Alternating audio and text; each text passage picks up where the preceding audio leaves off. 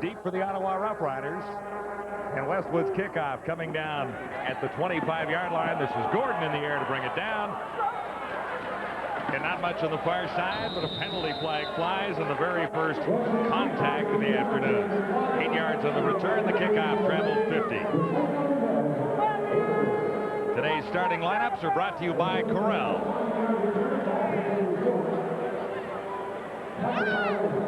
George Black in charge of proceedings. We have no infraction on the play. First down. They were just practicing. Good news, the first flag. That's it. Dropped an error. I hope this doesn't set the tone for the game. Steve Taylor good on 50% of his passes as a starter for the Ottawa Rough Riders this year.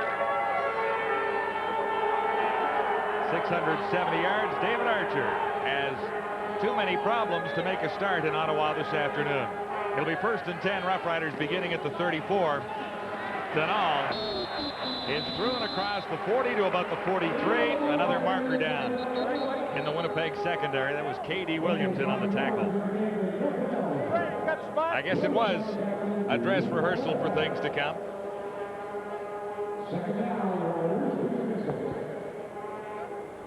Two flags dropped in error. We have no infraction on the play. Well, they're getting lots of practice now. They're going to be tired out if they keep doing this. Here's the way the Rough Riders line up. Travis Anderson making his first start at one wide receiver spot. Willie Hinchcliffe at the other inside. Joseph Rogers, the great rookie, and Robert Gordon. To run the ball, Dave Denal and Troy Mills. And the offensive line intact for much of the last 6 weeks of the season for Ottawa. This will be 2nd and 2. Denal gets the call again and has to retreat. Needs a block and gets to the outside. What a great run by Denal as he crosses midfield. Damian Lyons, number 3, to make the tackle after Denal's fine 13-yard run. Nice little ad-lib here. Sure was a good ad-lib, and I'll tell you, if you watch Steve Taylor, when he doubles back, watch Steve Taylor lead the play around the corner. And, you know, Dave Denal has been nothing short of impressive this year, but Taylor takes on Colin Scribner, and, you know, that's why he got around the corner and got some good yardage. You know, this guy, Dave Denal, he's averaging 9 yards a carry on the 30. Absolutely amazing. Yeah, it really is, and it's why he's starting the football game today. Denal has another carry, not much this time, maybe 3 yards. Well, when you look at the running game and how successful they're going to be, it's a tough defense to run again. The leader, Angelo Snipes, fellas in the studio talked about him. 15 sacks, leads the league right now, and pretty good secondary. Shannon Garrett, young-comer, rookie on the corner, has done a nice job. Damian Lyons plays well. And, you know, Bobby Evans, got to love him. A very aggressive inside halfback, plays the run exceptionally well. Actually, Denal did have a fairly nice run there. Picked up 5 yards. 2nd and 5. Bombers on defense as Taylor fires and has Troy Mills to the 40-yard line. Garrett made the tackle. This is a nice opening drive for the Rough Riders. Another 12 yards there. Well, I mean, it's like last night. You know, Hamilton comes out smoking right off the bat. That's what you want to do offensively. And Steve Taylor stands in, takes the hit from Gerald Vaughn, but finds Troy Mills across the middle. And, you know, I really believe in this league, and you see so much of it this year. The crossing patterns are so effective. And, again, the same thing. Make people chase you. I mean, the width of the field dictates it's going to be a good play. And Troy Mills got open quite easily. Already way ahead of last week. 6 carries for 13 there. Last week, he has 12 on that previous play. Denal again. And he ran into K.D. Williams, number 44, the Winnipeg Blue Bombers' leading tackler. Well, this looks like a pretty big hit by K.D. Williams, but essentially what happens when Denal comes around the corner, here's Williams. He comes up and meets the play right here. Pretty active linebackers, we all know. And, you know, they do a pretty good job at the point of attack, but there's just nobody to get through. Chris Burns couldn't get through and get the block. And, you know, again, that hit looked like a lot more than it really was. No gain on the play, 2nd and 10. Thanks to K.D. Williams. Riders just inside the Blue Bomber 40 early in the opening quarter. Steve Taylor. Got it, ball, As Joseph Rogers stays in bounds down the sidelines, he's to the 10 and down to the 5-yard line. This guy has had a sensational rookie season and another 33 yards on that play. Gotta love Joseph Rogers, a Rookie of the Year contender, no doubt. Oh, I don't think there's any question about that. To the right of your screen, he's 1-on-1. The blitz is coming. Good protection, and Rogers against Bobby Evans beats him, and you know, Bobby Evans picked the spot to come underneath that, and he just gambled and lost. I tell you, you know, this is going to be a tough choice. You mentioned Rookie of the Year. I think Leonard Humphreys, who has played corner for them all season long, deserves some consideration, but no question, Joseph Rogers has been spectacular. Denal has touchdown from 5 yards out. This guy has been amazing. A terrific drive by the Ottawa Rough Riders. Denal did a lot of the work himself and ends up with a 5-yard touchdown run. Boy, the Ottawa Rough Riders made this opening drive look pretty easy as Dave Denal follows the right side. James Monroe, and good block by Rob Stevenson. He just cuts back against the grain, and there's no way that Greg Freres, the middle safety, can come up and make the hit. He was untouched till he hit the end zone. You know, it's tough to tell, but I'd say that's probably their best opening drive of the season. I would think you'd have to say that. Too bad it happens in week 17. Oh, that wasn't very nice, no, was it? However, they looked good there. Wayne Lamley finishes it off. And the Ottawa Rough Riders on Dave Denal's 3rd touchdown run of the season have a 7-0 lead. Nems is a direct marketer. Things like checks and forms and business cards and labels. You know, being in a small town doesn't hinder our business at all. The majority of our customers use either the Advantage toll-free phone or fax lines. And really, the 1-800 lines are the lifeline between us and our customers. We've had an increase of about 35%. If our 1-800 lines went down, we'd be out of business. Advantage, providing solutions for business. That's all it takes. Hey, look who just turned up. Wait till you see this. Turn out the cup and you can instantly win. Or collect to win spectacular prizes in the Just One Taste of Great Adventures contest. Like Kenwood Hitachi Home Theater Systems. Or you could turn out a soft-up package. More than 1 million prizes, including the Ultimate Adventure Package of a Polaris Snowmobile PWC and ATV. So turn out the country style and turn out the winner. Valvoline's family of products protect your car in tough Canadian conditions. Valvoline Motor Oil, the right oil for your car. Pyroil chemicals enhance and protect your vehicle's performance. Xerox brand antifreeze prevents corrosion under extreme operating conditions. TM8 synthetic engine treatment performs to reduce wear on vital engine parts. Do it right. Valvoline, more than just oil. Enter for a chance to win a go-kart at Canadian Tire stores coast to coast. See stores for details. Dave Denal still holding on to the souvenir on the sidelines after a 5-yard touchdown run. Well, I'll tell you what, left guard Rob Stevenson right here. Watch how he folds his man down. Okiki right there, but Katie Williams comes on the blitz, and he just essentially takes himself out of the play. You know, you can't block everybody, but Williams essentially took himself out when he shot up the middle, and, you know, all Denal had to do was run over the middle safety, which isn't too tough for him to do. Too deep for the Blue Bombers. Eric Gulliford and Freeman Basinger for the Ottawa kickoff. This is Basinger at the 10. Fake the reverse. Didn't fool Ottawa's special teams. Bombers will start near the 15-yard line. 7 plays to cover 76 yards. A very impressive drive. Denal was a big part of it all the way up the field. Ottawa in front of Winnipeg, 7-0. You know, I talked to Leo Cahill, their vice president of football operations. We had a long chat before the game, and I said, now, well, how about Dave Denal? And he said, he is the Dennis Rodman of the CFL. And nice do. I think you can see why he refers to him that way.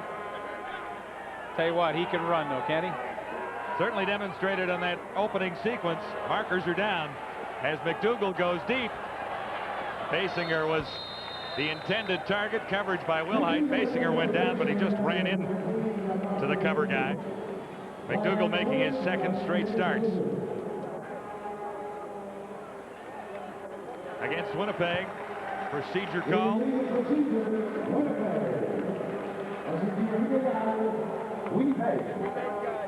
McDougall only hitting on 40% of his passes as a quarterback in the CFL so far this season. Back-to-back starts in relief of Kent Austin.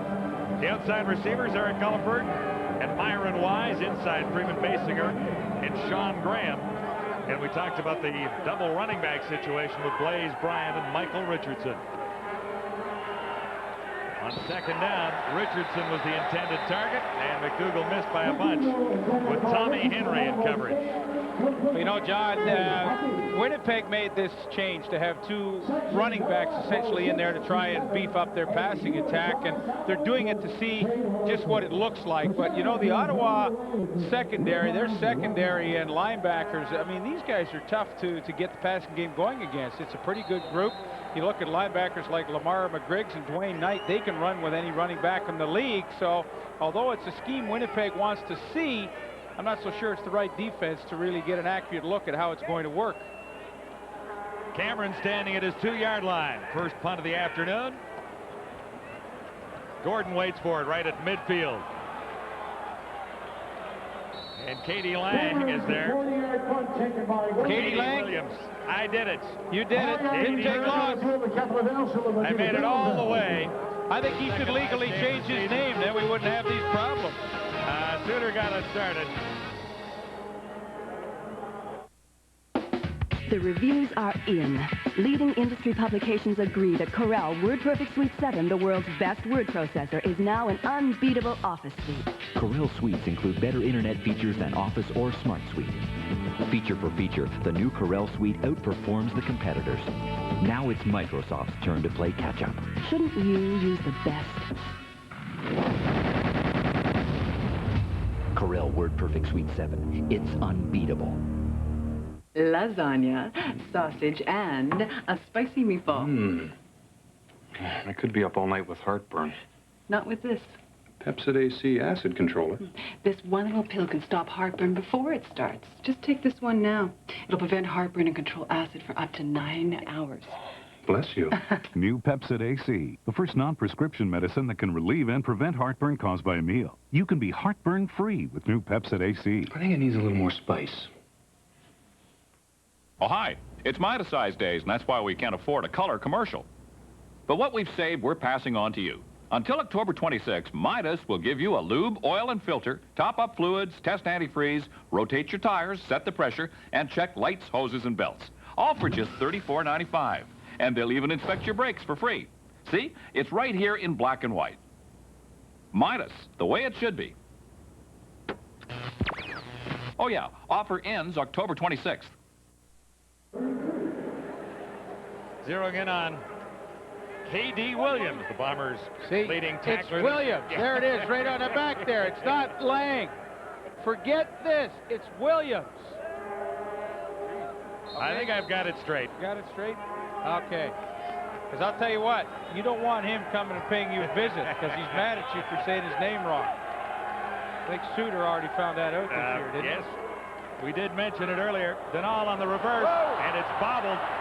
Hinchcliffe finally picks it up on about the third bounce, and he's grabbed by Angelo Snipes. Riders sitting with terrific field position. All of a sudden, a big loss. Well, you know, the play's not a bad call there. You get great field position, throw a little trick into things, but Dave Denal flips it to Hinchcliffe, and, you know, that wasn't a bad flip. I don't know why he couldn't have. He's a wide receiver. He's supposed to be able to catch that thing. He was only a foot away from him. All of a sudden, great field position, as you mentioned, is lost. A 10-yard loss, 2nd and 20, facing Ottawa now. Riders on top of the Bombers. Early in the opening quarter, 7-0. Taylor looks to throw, can't find a target, and can't get it away.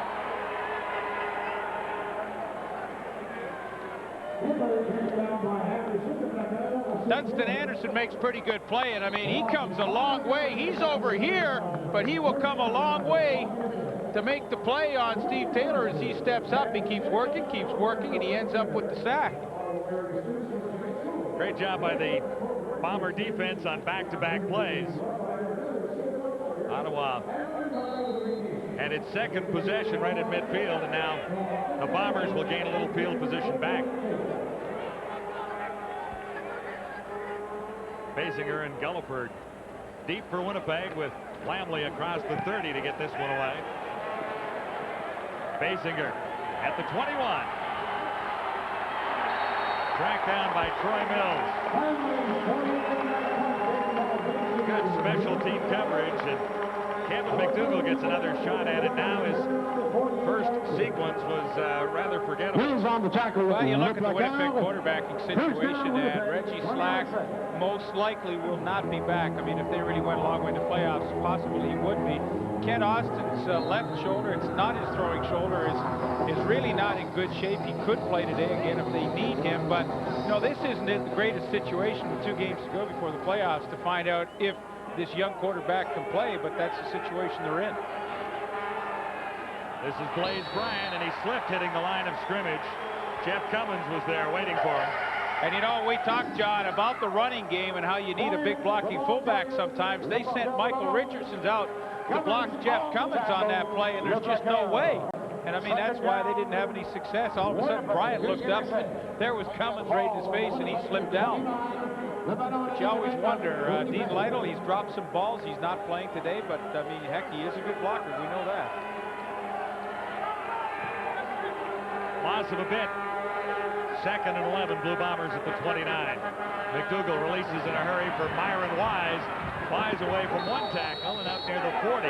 Wise the ball carrier in the Humphreys and Lamar McGriggs on the tackle. And he gets necessary yardage. Needed 11. That's exactly what he got. And that's usually a pretty good first down play, but Winnipeg chooses to use it at 2nd and 11. And Myron Wise, who struggled last week with some drops, made the catch and a nice run to get them the first down, their first one of the ball game.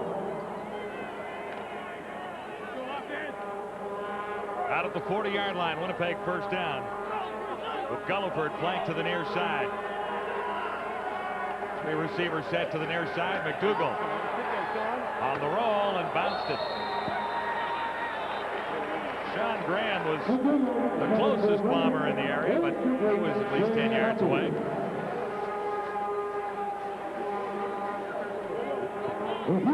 Well, you know, Blaze Bryant, you think of him as a back that runs the football, but here's Lamar McGriggs. Watch him on the blitz and watch what happens when he runs into Blaze Bryant 21. You're going to see a heck of a hit right here. Boom! I mean, and it put him right on his back. You don't see him fall down, but I mean, that was a heck of a hit. That's Ken Wilhite. Yeah.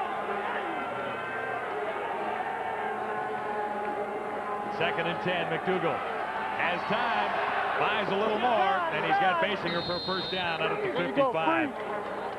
The Younger, the middle linebacker, number 56, over to make the tackle on Basinger after a 15-yard gain.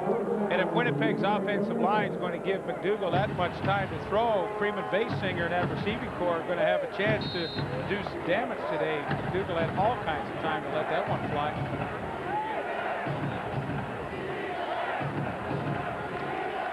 Bombers across midfield with another first down. Trailing 7-0, the Riders scored on their opening drive. McDougall, time again. Basinger, the target. He was behind him. Had one hand on it, but couldn't bring it home. You know, that's really what I saw in Kevin McDougall a week ago in the game that they played in Hamilton, that, you know, sometimes he just stood up tall in the pocket and threw perfect strikes, and there essentially his team did a good job. Ottawa brought 6 people on the rush. They picked it up, and yet he couldn't complete the easy pass to Basinger.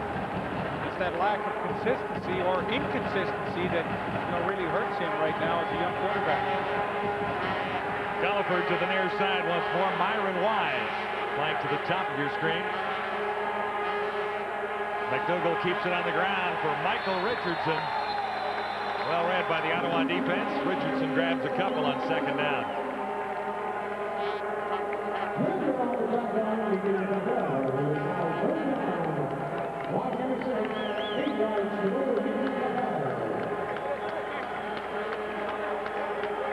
Richardson actually lost his starting job to Blaze Bryant about 4 weeks back. And now both running backs are in the same backfield. Now, I'll tell you what, here with a game with nothing on the line, you're in the other team's territory. You've got to watch fake the kick it, but Wilhite calls for it. Across the 15. And he's to about the 22. Ken Wilhite sets the Ottawa Rough Riders up there. Ottawa on top of the Blue Bombers, 7-0. Valvoline's family of products protect your car in tough Canadian conditions. Valvoline Motor Oil, the right oil for your car. Pyroil chemicals enhance and protect your vehicle's performance. Xerox brand antifreeze prevents corrosion under extreme operating conditions. TM8 synthetic engine treatment performs to reduce wear on vital engine parts. Do it right. Valvoline, more than just oil. Enter for a chance to win a go-kart at Canadian Tire stores coast to coast. See stores for details. Meet Kenny Iwata. Won't let anybody mess around with his fiddle. Won't let anybody mess around with his future. Said I do 27 years ago, and he's still doing. Figures he's earned every line in his face and every dollar in his pocket. Kenny thinks when you're feeling secure, just about anything is possible. Makes Canada Savings Bonds a big part of his plan. Kenny's in control. Scooby-Doo.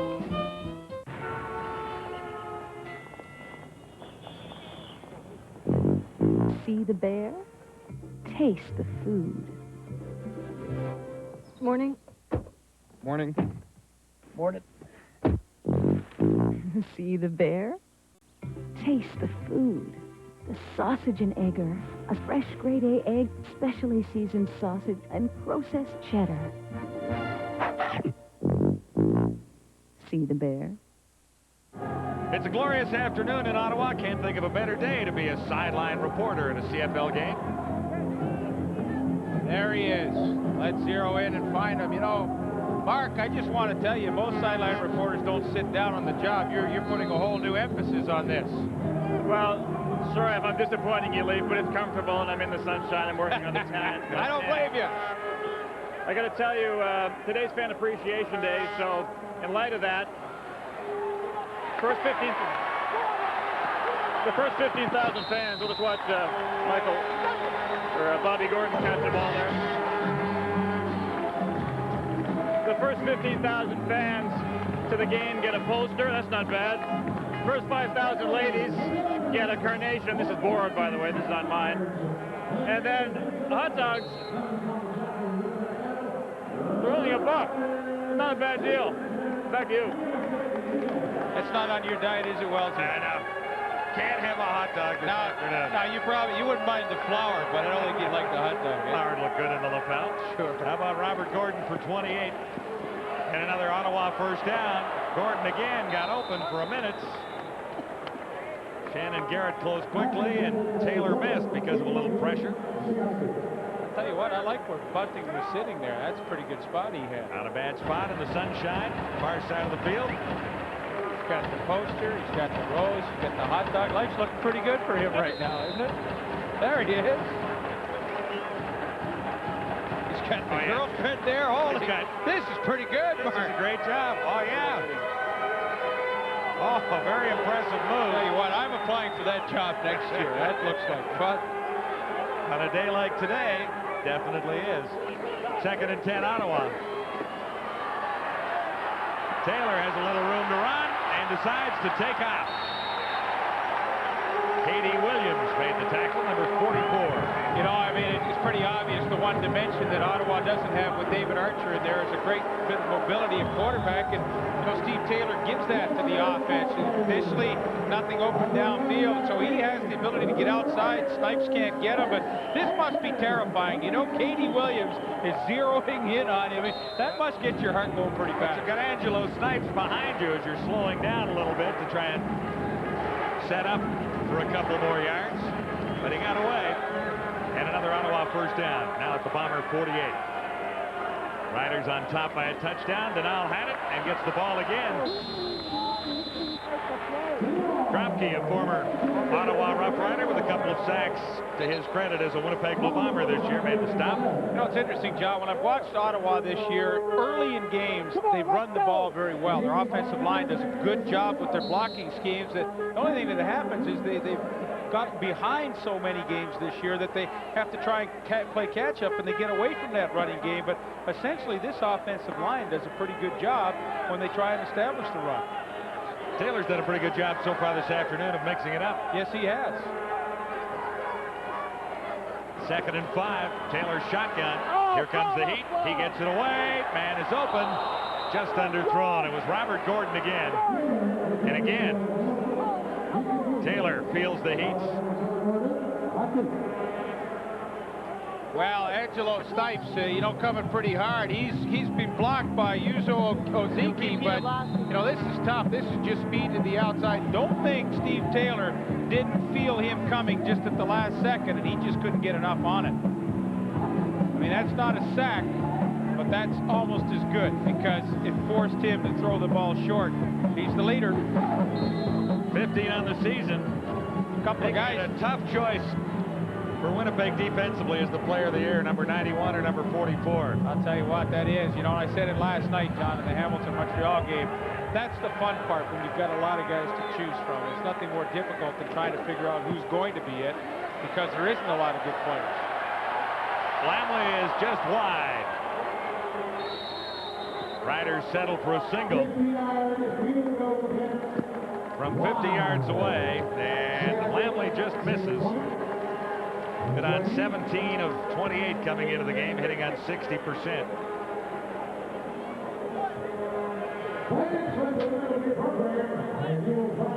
Ottawa Roughriders at 3-13 right now.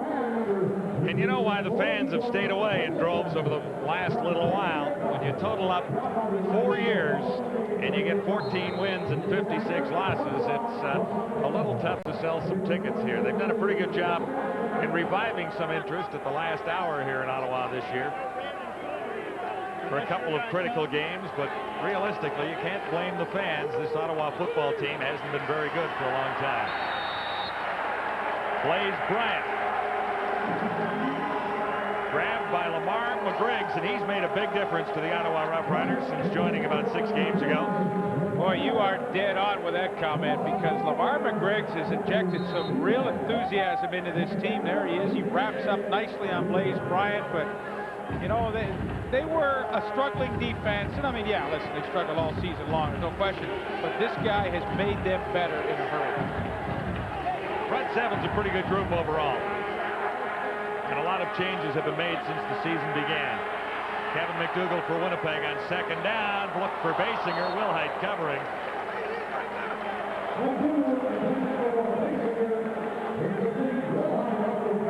These two guys were former teammates with Sacramento were Kenny Wilhite and Freeman Basinger, and they're having a good battle here in the first quarter.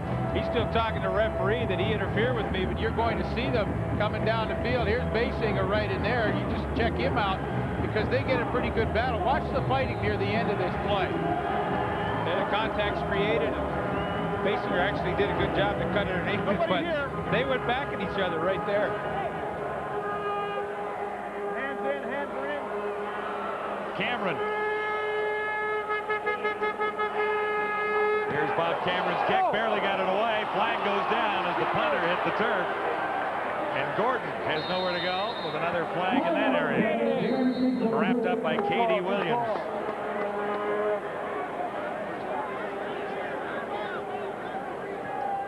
So Cameron hit the turf. I don't think there's any question. Ray Bernard just went right into him trying for the block, Jim.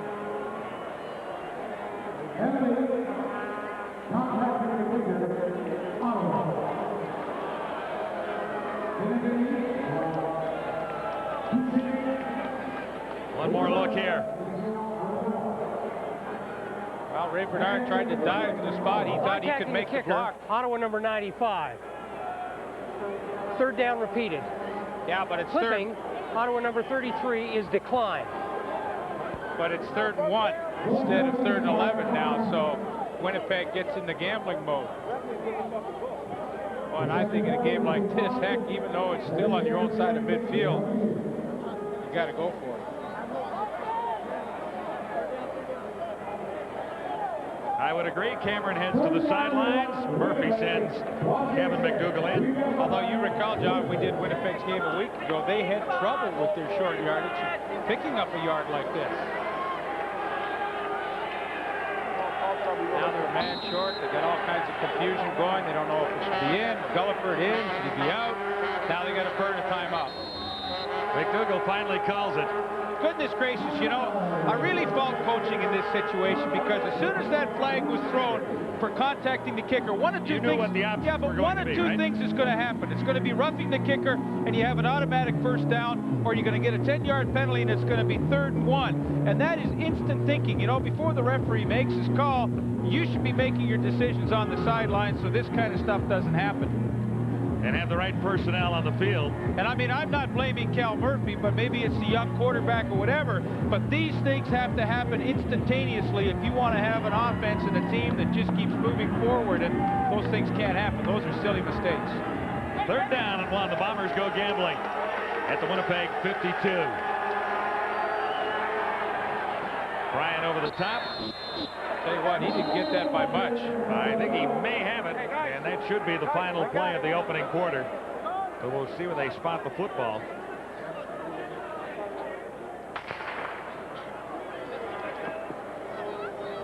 It will be a Bomber first down when we come back to Ottawa for the 2nd quarter on CFL Live.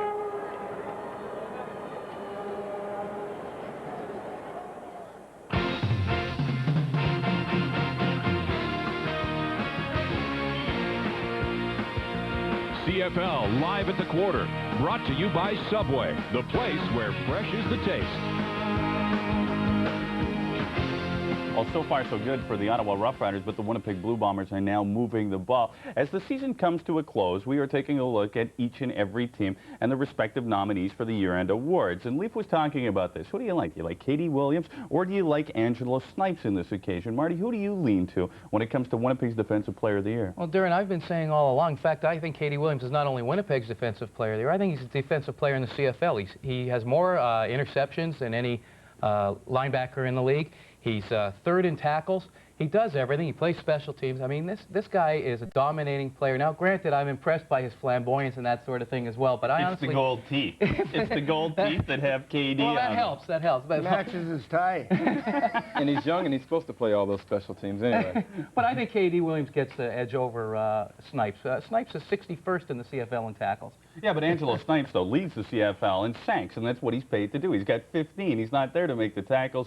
He's more of a rush end than a linebacker. But a lot of players are telling me that if the offensive line weren't paying so much attention to Katie Williams, Angelo Snipes wouldn't be as free as he gets to rush the quarterback. Well, you know, I really think, personally, I like Williams on the outside with Snipes, because I think that he's such a force coming off the edge. The one game we saw when they played the two of them together, they were almost impossible to handle in that game. But I think you guys are overlooking that Clemens is a very good rush-in at the position. I talked to Angelo Snipes, and he said that these guys, they practice every day against the offensive linemen and rushing, you know, and pass rushes and stuff. And this guy has all the moves. So I think that they know what they're doing when they're putting him there. So well, I got to go with Angelo Snipes myself. Let's see if the Ottawa defense can come up with all the moves and see if they can stop the Winnipeg Blue Bombers as they try to charge down the field. Let's return to Ottawa. Here's Leaf and John. And we're here ready for a first down for the Blue Bombers. Closing in on midfield. And some fans still care in Ottawa, but the crowd is not exactly outstanding here this afternoon. Myron Wise makes the catch. And fights his way close to a first down. Humphreys finally forced him out. Numbers from the opening quarter favor the Ottawa Rough Riders in net yards. No turnovers so far. Time of possession is a big deal. 28 net yards for the Blue Bombers. Well, I tell you what, they had picked up where they left off a week ago, really struggling on offense. I mean, back to where they were years ago with good special teams, solid defense, but the offense just can't keep pace. And, you know, obviously you can say maybe it's quarterbacking right now, but the 28 yards a quarter won't get it done. Richardson on second down, and he has a first down, needed 2.5 yards, and this Bomber drive will continue now at the Ottawa 45. One thing I know about Michael Richardson, I mean, he's a tough, hard runner, all those good things, but he does catch the ball well. And we talked early in our opening that one of the reasons why these two are in there is if they get down inside the 20 in the red zone, they really want to have these backs in their passing game and for their catching abilities, and we'll see if that materializes today. Bombers now at the Ottawa 43. A little play-action fake by McDougall has Richardson sliding out of the backfield and firing a little high. Kevin McDougall's completed some balls today, and then at other times he has not looked very good at all, because that was a ball that was not a tough one to complete, and he just couldn't get it done. Boy, you gotta like the way he plays the game, don't you? Lamar McGriggs comes hard, and you know, I laughed the first time I ever saw him. He should have had an interception. Toronto dropped it, and he started doing push-ups on the field. I asked him today, I said, now, if you drop one, are you going to do push-ups again today? He said, you bet. He said, that's my penalty. He is a character. To be 2nd and 10. 8th play of this Bomber drive, aided by a penalty. Richardson makes the catch and got away from Ken Wilhite. Younger finally tracked him down, the middle linebacker. Well, you see that when you get a team 2nd and long, Ottawa sits in the zone defense, and Kenny Wilhite can just read into the backfield. He should have made that play back at the line of scrimmage, but couldn't wrap up. But now they're close to first down. But you get teams backed up 2nd and long, you can allow yourself to play that kind of a soft defense and then react up to it. Wilhite should have made the tackle. It's 3rd down and long, too, and the Bombers have the kicking unit in. Kenny Wilhite makes that tackle, they're punting. They're not trying for the field goal. So the little things, in the ball game that you don't see in the box score. Troy Westwood will have it spotted by Bob Cameron at the 43. And hit the post.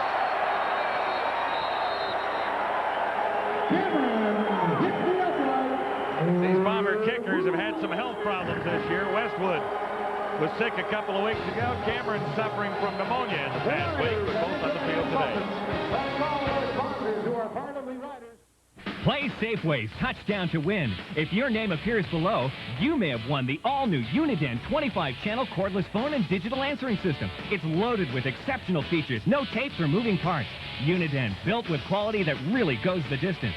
Or durable Mikasa stoneware in the lifestyle pattern. It's oven, detergent, microwave, and dishwasher safe. For finest quality dinnerware, stemware, flatware, and gifts, Mikasa sets the standard. Touchdown to Win ballots available exclusively at all participating Safeway stores. The reviews are in. Leading industry publications agree that Corel WordPerfect Suite 7, the world's best word processor, is now an unbeatable office suite. Corel Suites include better internet features than Office or Smart Suite. Feature for feature, the new Corel Suite outperforms the competitors. Now it's Microsoft's turn to play catch-up. Shouldn't you use the best? Corel WordPerfect Suite 7. It's unbeatable. Former Ottawa Rough Rider John Kropke. Now the nose guard in Winnipeg. Had some great seasons as a member of the Rough Riders. Seems fairly happy to be away from some of the turmoil in Ottawa, although he still enjoys the city. Well, he plays a pretty thankless position. I'll tell you, nose tackle in a 3-4 defense.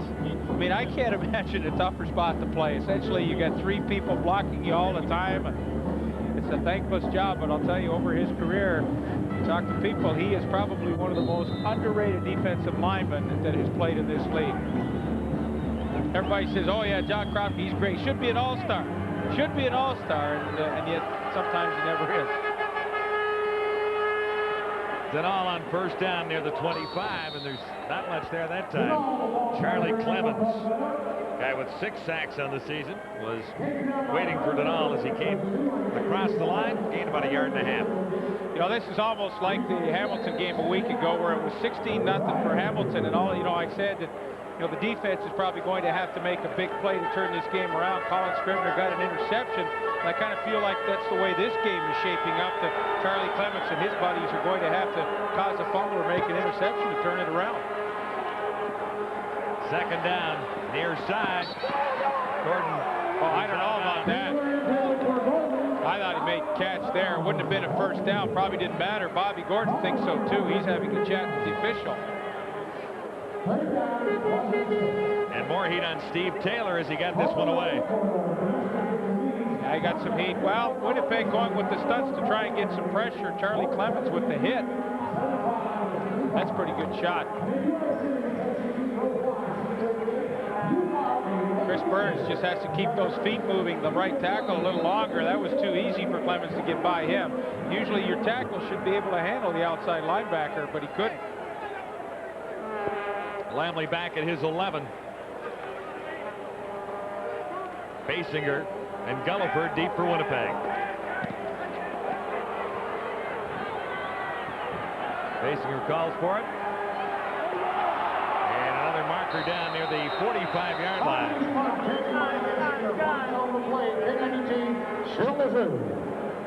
Dwayne Knights leading the Ottawa tacklers to limit the return to 2 yards. It's Ottawa on top by 8 on CFL Live. When you need a sealant that's got to stick, Mono Ultra does the trick. Mono Ultra. When it comes with the best, the choice is clear. There won't be anything like it for years. Mono Ultra. It works in the sun. It works in your shower. You wash it with water and hang it in an hour. Exterior ceiling's a whole new drill with Mono Ultra. It cures fast, it won't shrink or crack, and it's completely paintable. Mono Ultra. Get the Mono. Nebs is a direct marketer. Things like checks and forms and business cards and labels. You know, being in a small town doesn't hinder our business at all. The majority of our customers use either the Advantage toll-free phone or fax lines. And really, the 1-800 lines are the lifeline between us and our customers.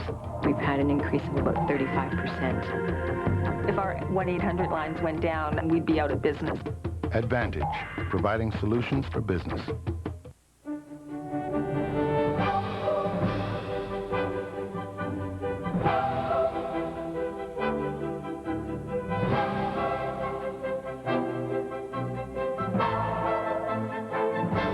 One name stands for the promise of perfect pastry every time. That name is Tenderflake. Trusted, experienced, Tenderflake. Nothing makes it flakier. The Corral Radically Canadian balloon is high over Frank Clair Stadium here this afternoon. You thought that last punt came close to hitting it? I thought it came about 3 yards away from hitting that balloon. Now, I think we can get Marty York up. I'd like to put him in that thing one day. Great view from up there. That's right. And have this guy sitting in there with him.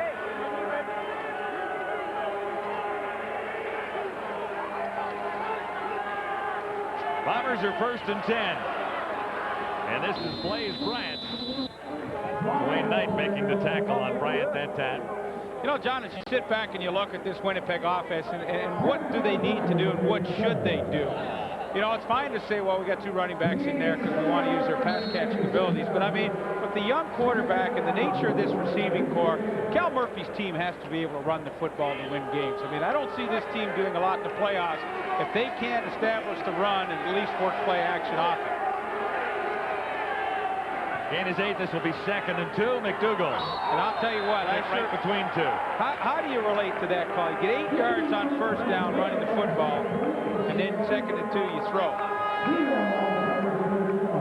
And goodness gracious, I don't understand this. And, it's almost frustrating watching it sometimes because this is a big offensive line. They can tee off on the football, but I mean, that's not even close. I agree with you there. I think I would have kept it on the ground and pounded for at least a yard. Well, set up an opportunity for 3rd one or whatever. You know, I don't know. It's or just pounded it up and got your 1st down right away and kept rolling. I'm sure Cal and Mike Kelly, the offensive coordinator, I mean, there's some rationale to what they're doing. I just, at times, I don't really understand it. Maybe I'm missing something here. Troy Westwood hit the post on his 1st attempt. This spotted at the 50. His longest of the year, 57. And this one is dead center. So the Bombers are finally on the board. Westwood connects on his 35th field goal of the season. It's 8-3. Ottawa on top of Winnipeg.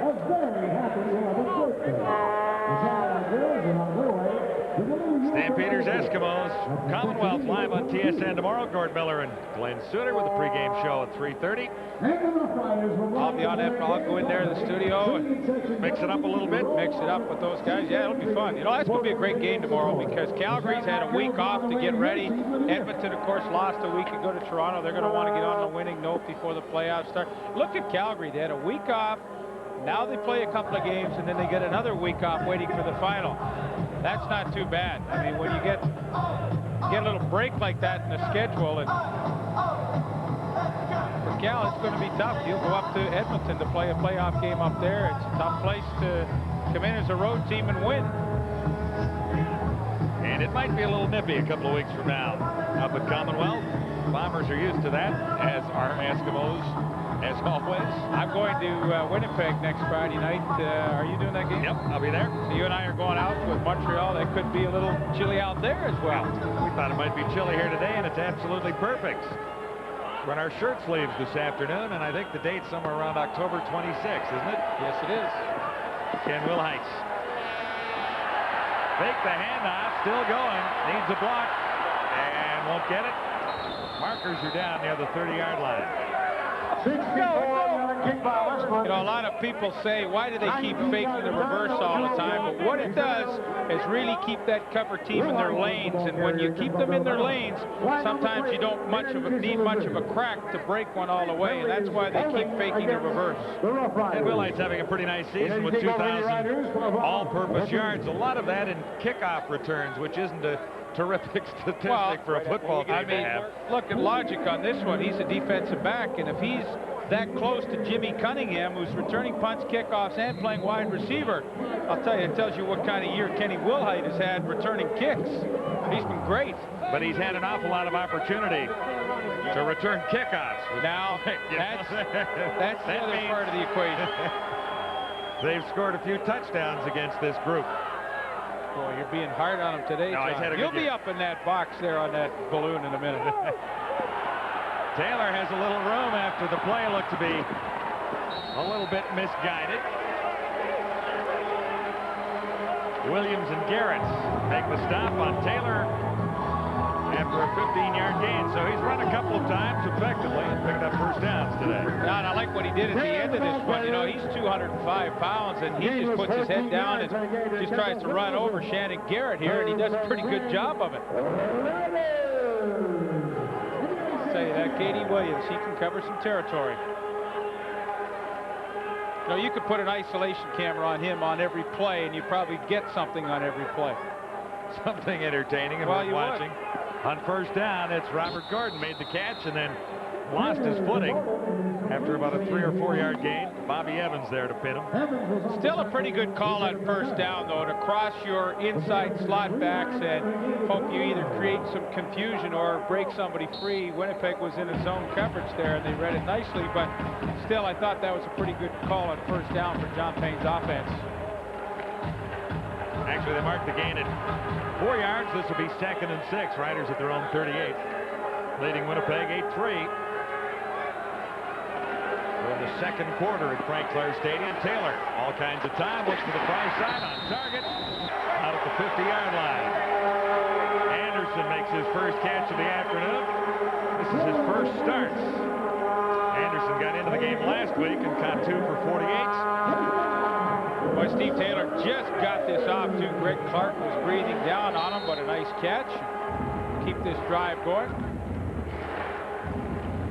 And Taylor has been on the turf a lot today.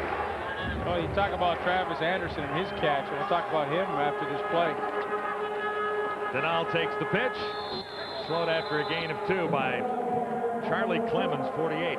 You know, in my chat with Leo Cahill today, I said, Leo, tell me a little about Travis Anderson. And he said, well, you know, it's very typical. A free agent camp, probably one of the best people ever at finding people in this league, found him and brought it to our attention. I said, it was you, wasn't it? He said, yes, it was me. But he said, like anything, he's a young kid with pretty good speed, around 4.45, and some good hands, but until you put him in game situation, you never really know. Second in a bunch needed by Steve Taylor, throwing under pressure. Had Gordon, he couldn't hang on. That's too bad Bobby Gordon couldn't make that catch, because Steve Taylor essentially did a heck of a job to avoid the rush and try and make something happen. It would have been a first down. And, you know, Bobby Gordon, here he is, you know, and he works back to the quarterback nicely. But the only problem is he just wasn't able to make the catch. And Taylor, who worked so hard to avoid the rush. You know, that's not a tough catch to make. Makeable catch there. Well, what you got to do is you got to slide down and just make sure you catch it. If you picked up the first down, great. But don't worry about any of the extra yards you're going to get after you catch it.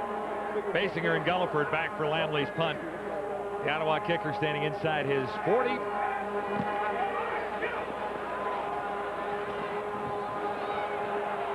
And Henry tries to get out of the way. It's a fire drill. And the flags fly after that anyway. Basinger on the return. And on the punt, 28 yards. Ottawa continues to lead Winnipeg by 5. If you want full office suite power at a word processor price, look no further than Corel WordPerfect Suite.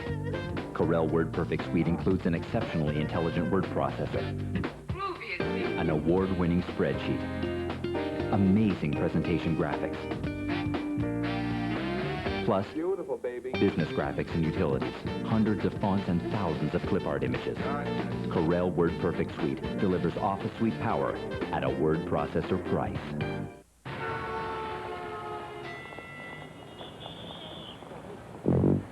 See the bear? Taste the food. Morning. Morning. Morning. See the bear? Taste the food. The sausage and egger, a fresh grade A egg, specially seasoned sausage, and processed cheddar. See the bear? In this clinic, I can't stop for a tough headache, so I asked the doctor. We talked about different kinds of pain relievers, aspirin and Tylenol. But today, she recommends Advil. It really works fast, and it's tough on pain. Just one Advil's as effective as 2 regular strength Tylenol. Headache? No, thanks. I've already got one.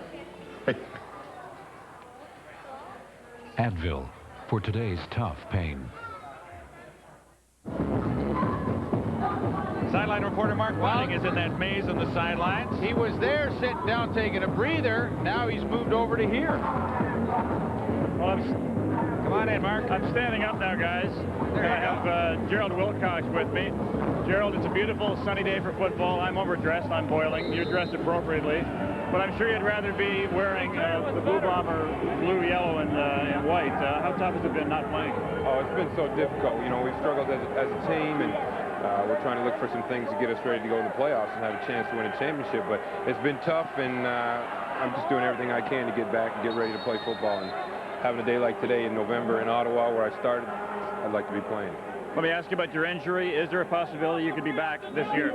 Well, anything's possible. Right now, my rehab is going exceptionally well. I'm far ahead of schedule, and at this moment, it's not an option. Maybe in a week or so, it'll be an option, and then we'll decide then whether it's, you know, smart or not.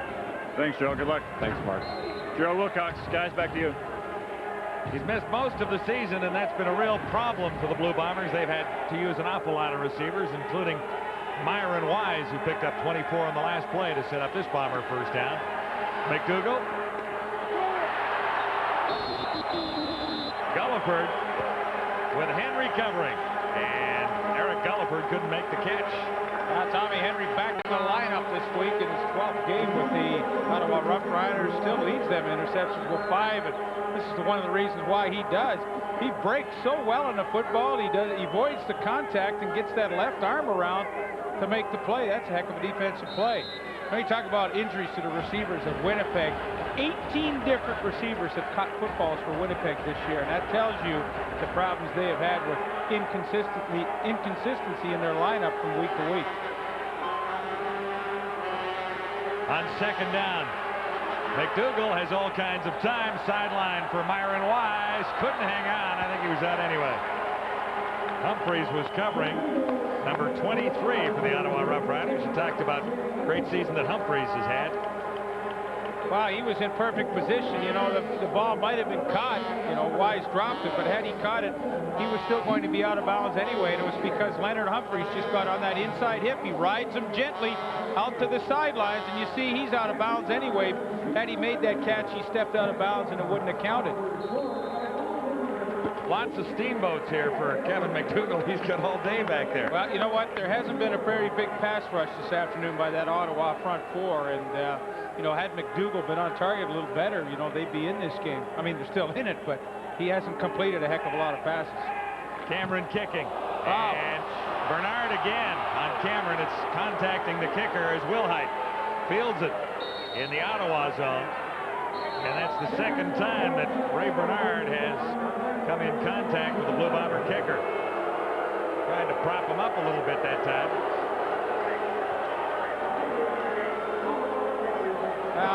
You know, I know you're trying to block it, but, I mean, unless you really in your heart think, I've got it, and he didn't really lay out for it. If you're going to try and get it and lay out for it, and you create the contact, well, that's a judgment error. But, I mean, you know, he didn't lay out for it, and he still had the contact, and, I mean, it's tough. Hey, I did that right there. I laid up, and he crumbled. Wow. Hey, we saw it. He didn't lay out. When they see the film tomorrow, you'll know that he didn't lay out.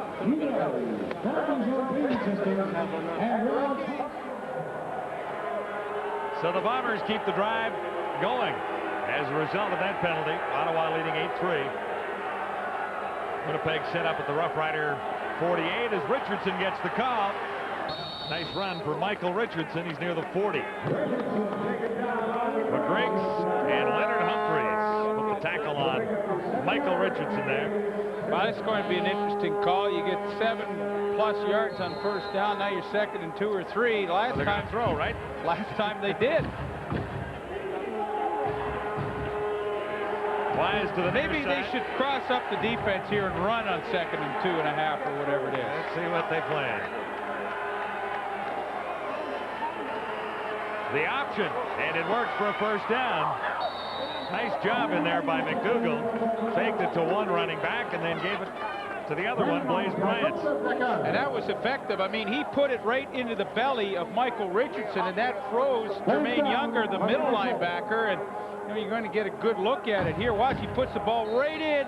It freezes Dwayne Knight just enough that there's no run support out on the outside. That is a good-looking short yardage play. Bombers set up.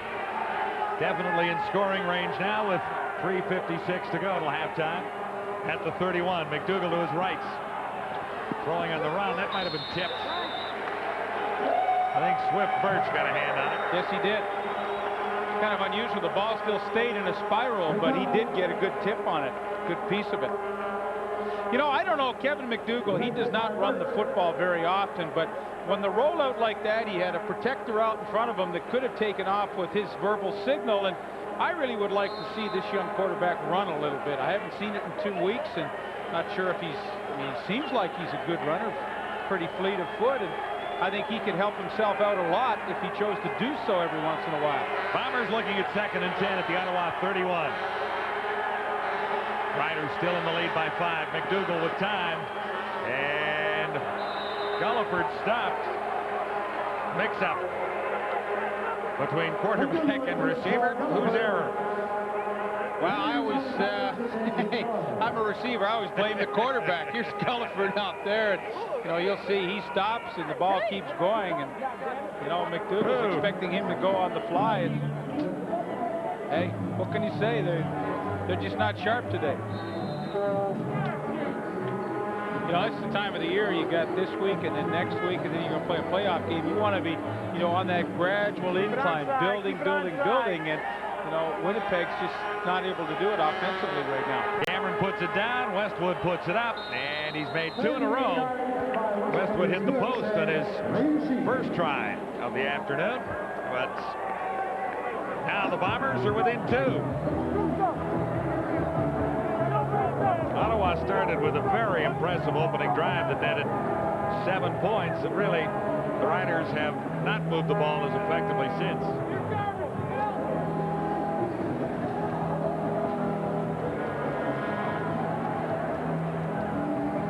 Following football this afternoon, we'll take you to the Senior PGA Tour, 5 o'clock Eastern Time, 2 o'clock in the West, so a good afternoon of golf ahead.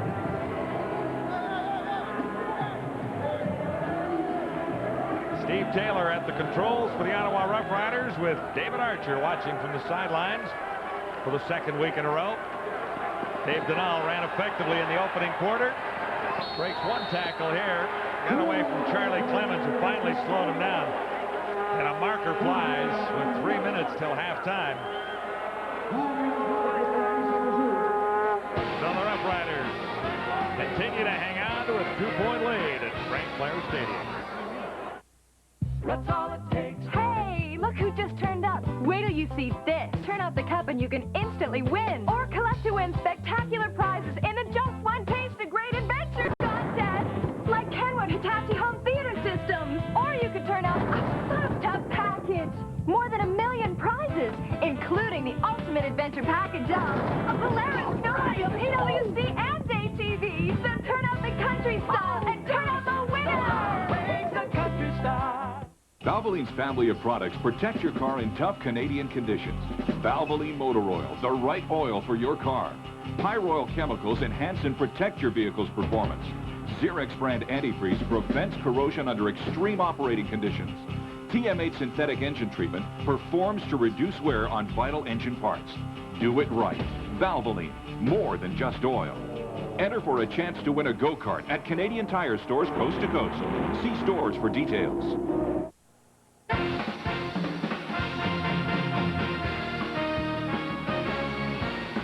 CFL Live on TSN. Brought to you in part by Pepsi. Nothing else is a Pepsi.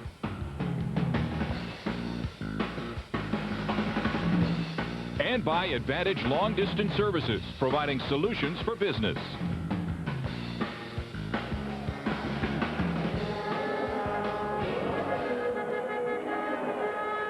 Ottawa Rough Riders drive will continue. Penalty goes against the Blue Bombers. Yards tossed so far this afternoon. A couple of backups getting a chance to start for the second week in a row. Well, Taylor and McDougall started last week in relief of the #1 quarterbacks.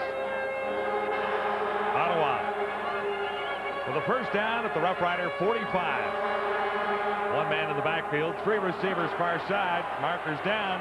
And so is Steve Taylor, wrapped up by Angelo Snipes, number 91.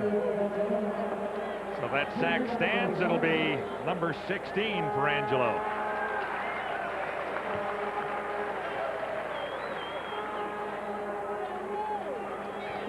Offside, Winnipeg number 48. Repeat first down. Angelo Snipes remains at 15 sacks, but still leads the league. Yeah, and Charlie Clemens cost his team some pretty good field position. That would have been second and long. All of a sudden, a couple of penalties. Ottawa gets the first down as a result of one, and on a bad play, they now get 1st and 5. That's not all bad. Ball spotted right on the 50. Here's Denal. He'll have the first down. Yards to spare. Love the way this guy has been playing football lately. Greg Clark finally put the stop on Dave Denal after a 15-yard gain. Wow, this is a good-looking run by Dave Denal. I mean, you got Sean Daniels right here, is going to lead up, but just watch as Denal comes up in here. Everything is blocked up, and, you know, as a good running back, he's got his eyes focused, and he just gets outside and gets a couple of seal blocks, and that is a good, solid run. I'll tell you, he is impressive. At the Winnipeg 45, Taylor hit as he threw, and it's picked off. They whistled it down, however. Greg Clark had it. I don't know how they whistle it down. It's now rather interesting because they're indicating first down Winnipeg. You know, I didn't see, you know, anybody touch Greg Clark. I don't know why he couldn't have continued on with that one. Interesting to hear this. Cal Murphy doesn't like the call much at all. Well, I don't understand the call. I mean, we're going to have a good look at it, and I'm not quite sure why they did whistle the play dead. Bombers get a first down. Get out of here! Huh? There we go. Maybe it's become crystal clear to us now. Winnipeg ball here. George says, get out of here. Well, there's Greg Clark going. goodness. Get out of here. Get out of here. Get him out of here. No, get out of here, too. Don't talk to me about your quarterback. Here we go. Change of possession. A little testy down there right now. I think George better turn his mic off. This is a family show. It's gonna get out of control. Well, the Bombers get credit with the interception. Get credited with an interception, I should say. And a catch there. Sean Graham makes it behind. Another peek at this previous play. We're still a little baffled why it was whistled out. Well, I mean, you know, it's tough to figure it. I mean, here's Greg Clark up here. There he comes, and he's going to get the interception. Now, I don't understand why you would stop it there. I mean, that's a touchdown as far as I'm concerned. I think it should have been. Anyway, I'm sure George has a reason. Whoop. Richardson, and the ball goes to Ottawa. Stacey Evans, number 93, coming up with a fumble. So that's just going to get the Bombers a little more infuriated on the far side of the field.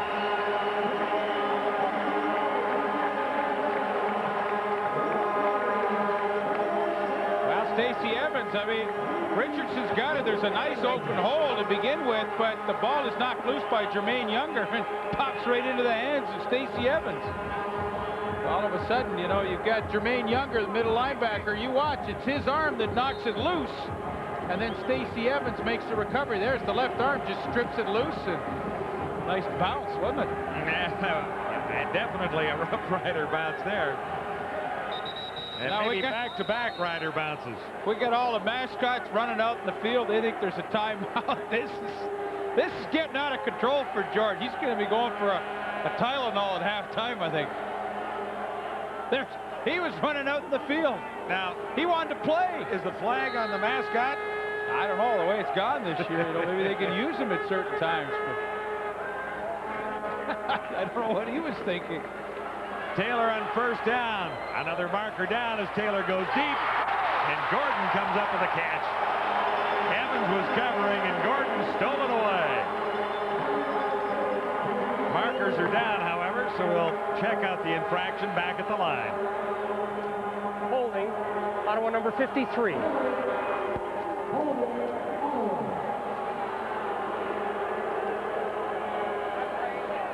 Uzu Okeke.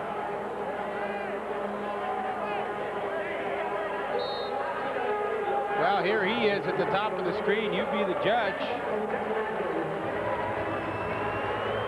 Yeah, he gets that wrap around on Snipes. I don't think there's any question about that. Taylor hit again by Colin Scribner that time. So on second and a bunch, Taylor goes to the shotgun, and he's wrapped up real quick by Dunstan Anderson.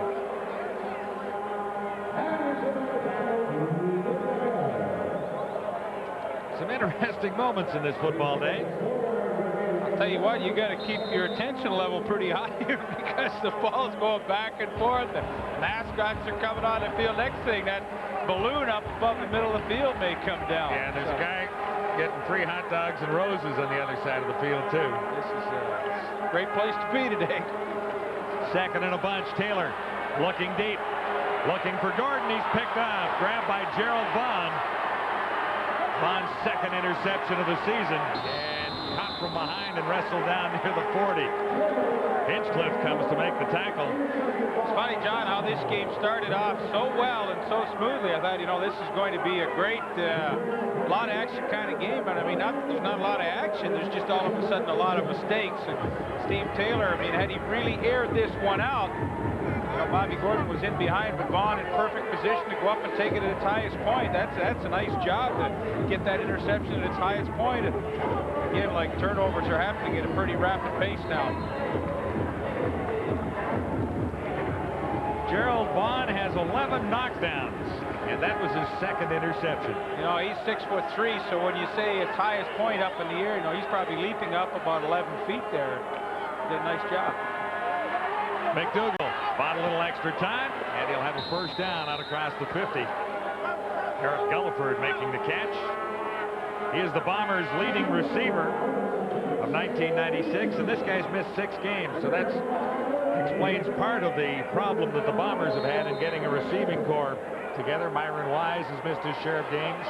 And apropos to your comment, I mean, I think that's his 46th catch of the year, and that's your leading receiver. That tells you what kind of problems they have had in that receiving corps. McDougall loads the time again. Gulliford the target, and Henry was covering. And Tommy Henry is at the top of his game today because, I mean, he comes up and challenges and bump and run, and he times it perfectly. Here they are at the top of your screen, but, you know, you want to watch technique and bump and run. Have a look at this one. You know, he does the spin turn, the speed move back in, a little contact, and then just gets the left arm in. The second time he's made that play today. Tommy Henry missed 4 games, and he was the leading interceptor in the league when he went out with an injury 4 weeks ago. So they're happy to have him back in the secondary. That was a fast speed turn that he made. 2nd and 10. McDougall missed the target. Graham and Wise again in that area, and it looked like Graham might have been the closest receiver to the football. You know, the one thing I noticed about Kevin McDougall, too, that he's going to have to correct, and I hope Mike Kelly sees it, his offensive coordinator, when he takes the snap, every time he looks to where he's going to throw right off the bat. He never looks one way and tries to come back another way. His look is premeditated as to who he wants to go to, and when teams start to recognize that, it's going to give them just that little extra break on the ball.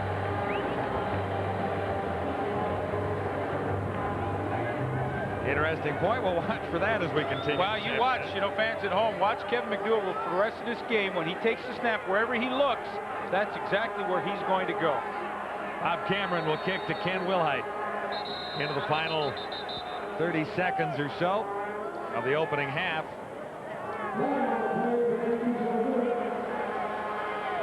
Tell you what, George is getting a workout today, George Black.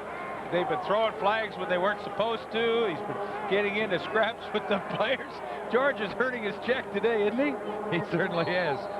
And the one interesting call that we thought cost the Blue Bombers a touchdown on the interception return.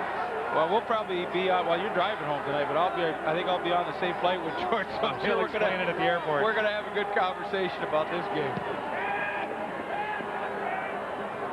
Cameron's kick, a one-hopper to Wilhite.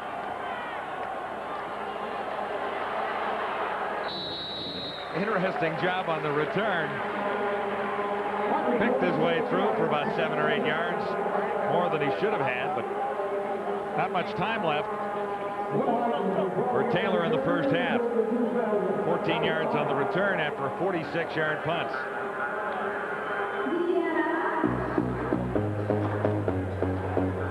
Cal Murphy in his 14th year in Winnipeg. John Payne in his 18th year coaching in Canadian football. Your old coach has been coaching for 40 years now. John Payne was with Leaf in Saskatchewan, and you were with him. I was with him. Yeah. I would put it that way. He was a fun guy to play for, though. I really enjoyed it. Nice guy. Troy Mills makes the catch sliding out of the backfield, wrapped up by Clemens. No, it's kind of funny, John. You look at Troy Mills, and he's back in the lineup after being out a few weeks with an injury. But, you know, it's funny how teams use their import ratios. Essentially, Dave Denal has done all the running today, and Troy Mills, I think that's the first or maybe second time he's touched the football in one half. And it's always amazing to me, like he's really non-existent in this offense, and yet you waste his import position and you're not even using him. Yeah, he hasn't really had his hands on the ball very frequently. Taylor on second down. Sean Daniels grabs about 4 yards, but that's the end of the opening half. Interesting to say the least for the Ottawa Rough Riders, scoring in their opening drive and holding on to a 2-point lead at the half on the Winnipeg Blue Bombers. Stay with us, CFL Live. We'll continue with a halftime show in just a moment.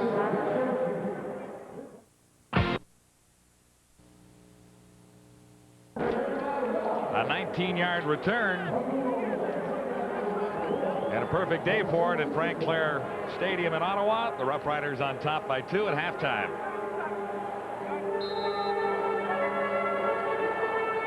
Taylor engineered a marvelous opening drive the first time he got his hands on the football and finished that off with a 5-yard touchdown to Dave Donnell. Since then, Ottawa has not really been close to the Winnipeg goalposts. And Clark is through to get Taylor on the first play of the second half. Greg Clark's 7th sack of the season, a loss of 9 yards. And John, he has really been playing like a man possessed today when he's been coming after quarterbacks. Watch, he just delays a little bit, lets the stunt take place, and see the effect of Colin Scribner. Took 2 people, and that opened the hole for Greg Clark to come in and get the sack. And, you know, on defense is so much schemes like offense. One guy took 2 people, so Greg Clark can get his 7th sack of the season. And I like your point. This really does look like Winnipeg's game for the taking right now, as Ottawa looking at 2nd and long. Troy Mills can't run underneath it. Clemens gets flagged. Charlie Clemens draws a flag. Well, it's an interesting call. You know, the official that was like right in front of the play did not throw the flag, but 54 Al McColeman from the middle of the field did. Pass interference, Winnipeg. Well, I think that is, you know, it's a good call. I mean, it's interference. Forward pass interference, Winnipeg number 48. First down. There you go. You like the call. Well, I think and the replay clarifies it quite well. Al McColeman, he's number 54. He's in the middle of the field, and he had a good look at it. It just kind of always amazes me how the guy that was right on top of it, you know, didn't call it. Then 29 yards for Ottawa, 1st and 10. Now at the Rough Rider 50-yard line. Anderson makes the catch and grabs the first down, forced out by Damian Lyons. Anderson's 2nd catch of the afternoon. He's making his first start as an Ottawa Rough Rider today. Here are the quarterbacks thus far. McDougall 8 of 20 for 87. Taylor 7 of 13 for 96. Kind of different numbers than we saw last night in Montreal. Anthony Cavillo again going over 500 yards. Closing in just 100 yards here in the first half. Mills makes the catch, spinning around. Nope, couldn't hang on. Well, it's good to see John Payne's team. If they're going to use Troy Mills as an import in the backfield, you might as well use him. And, you know, they've decided, obviously, here early in the 3rd quarter that they're going to get him involved in an interference penalty attributed to his pass route. And now, again, they go to him, and he just couldn't make the catch. But at least they're starting to use him a little more. Rough Riders have not fared well in the 3rd quarter, as indicated there. Taylor on 2nd and 10, wide open. Joseph Rogers to the end zone, can't quite make it. Evans caught up and forced him out at the 6-yard line. 42 yards for Joseph Rogers. Now you're going to get a good look at the pattern here, and they just make a coverage breakdown. Bobby Evans let him go. He was going to do a switch, and the only switch was nobody covered him. Joseph Rogers, to Steve Taylor's credit, he saw what happened and the mistake they made, and he found the right guy. Couple of catches for 75 for Joseph Rogers, and now he has Ottawa set up at the 6-yard line. Taylor looks to put it up. Get rid of it. Get it away. Well, he does. Into the corner. And now a marker comes down. Well, it's got to be roughing the passer because he threw it away into an area where there was lots of people. So you be the judge. Watch the end of it. Now, you know, here's a quarterback. You got to be thinking, hey, I got to get rid of it. I can't take the sack. And they're going to call Charlie Clemens for roughing. I'm sure they will. And I really do think this call is pretty marginal. I mean, I do too. I don't know. You know, unless it's the intent he hit him up in the head area. And I guess that's what they call if you make contact up in the helmet, you're going to get a penalty. Roughing the passer. Roughing the passer is the call, Ottawa. I think the officials have kind of been out of sync all day today. You know, starting first 2 plays, they drop flags and just say, you know, no flag at all. And I don't know. Dave Denal on first and goal to go at the 3-yard line, stopped by John Kropke.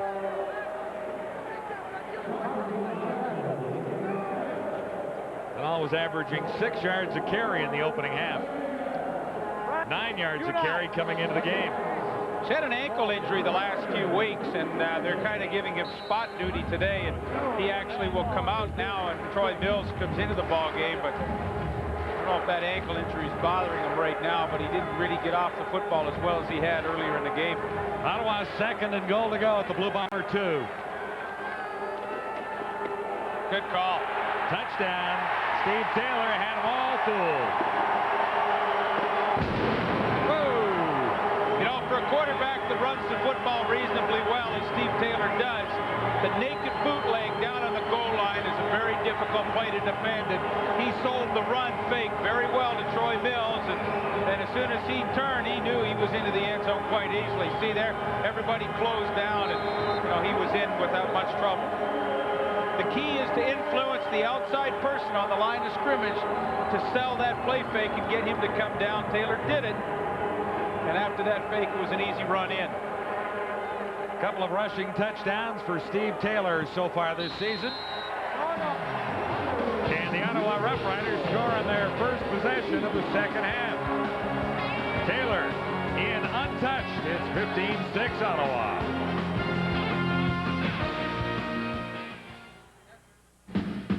Play Safeway's Touchdown to Win. If your name appears below, you may have won a 27-inch high-resolution color TV with remote control, full stereo sound, on-screen display, and outstanding picture quality from Daewoo, the 8th largest electronics company in the world. Or Timex his and her watches with Indiglo Nightlight. It illuminates the entire dial with just the right amount of light to read anywhere. Timex Indiglo. You don't think you need one until you have one. Touchdown to Win ballots available exclusively at all participating Safeway stores. Nebs is a direct marketer. Things like checks and forms and business cards and labels. You know, being in a small town doesn't hinder our business at all. The majority of our customers use either the Advantage toll-free phone or fax lines. And really, the 1-800 lines are the lifeline between us and our customers. We've had an increase of about 35%. If our 1-800 lines went down, we'd be out of business. Advantage, providing solutions for business. Up here, winter comes early every year, as it has since the time of our ancestors. And up here, we know how to stay warm and dry. We wear these Sorel boots. They've been making them by hand for 86 years. Rugged, waterproof, good to 100 below. They last for years. This is good when you're as young as I. As we say in our language, ayete ege, be warm and dry. We got the rub, okay, with A and Z.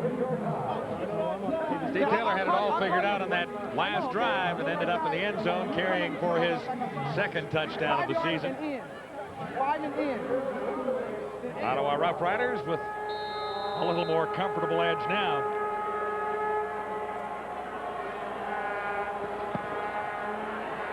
Lamley's kickoff deep. Freeman Basinger. Fake the reverse, and Basinger has a nice head of steam, crossing the 30 and out to about the 37-yard line. You know, I guess what Ottawa would really like to do, John, at this point is just go back in the locker room and come back out again, because every time they do that, they take it down and score. This time they went to begin this second half, 8 plays, 80 yards. They began the game the same way. They might have to go into the locker room and come back out again. That's the way they do it. Ray Bernard and Wade Miller on the last return. Tell you what, that's better than the Tyson Sheldon fight. There's more punches thrown right there. You're absolutely correct. It lasted longer, too. Sure. McDougall has Gulliford right at midfield, and Wilhite up to make the tackle. This one may come back. And that's too bad, because that's probably the best throw that McDougall's made all day, and it's going to come back. 17 yards would have been the gain. This will nullify it. Illegal block to the head area. Winnipeg number 60. The center, Dave Van Konitz. Penalty, holding Winnipeg. Well, there's been some wild calls today. I don't know. Get close to Halloween, that's all I can say. There's going to be a full moon over Frank Clair Stadium tonight for Cal Murphy's team, I think.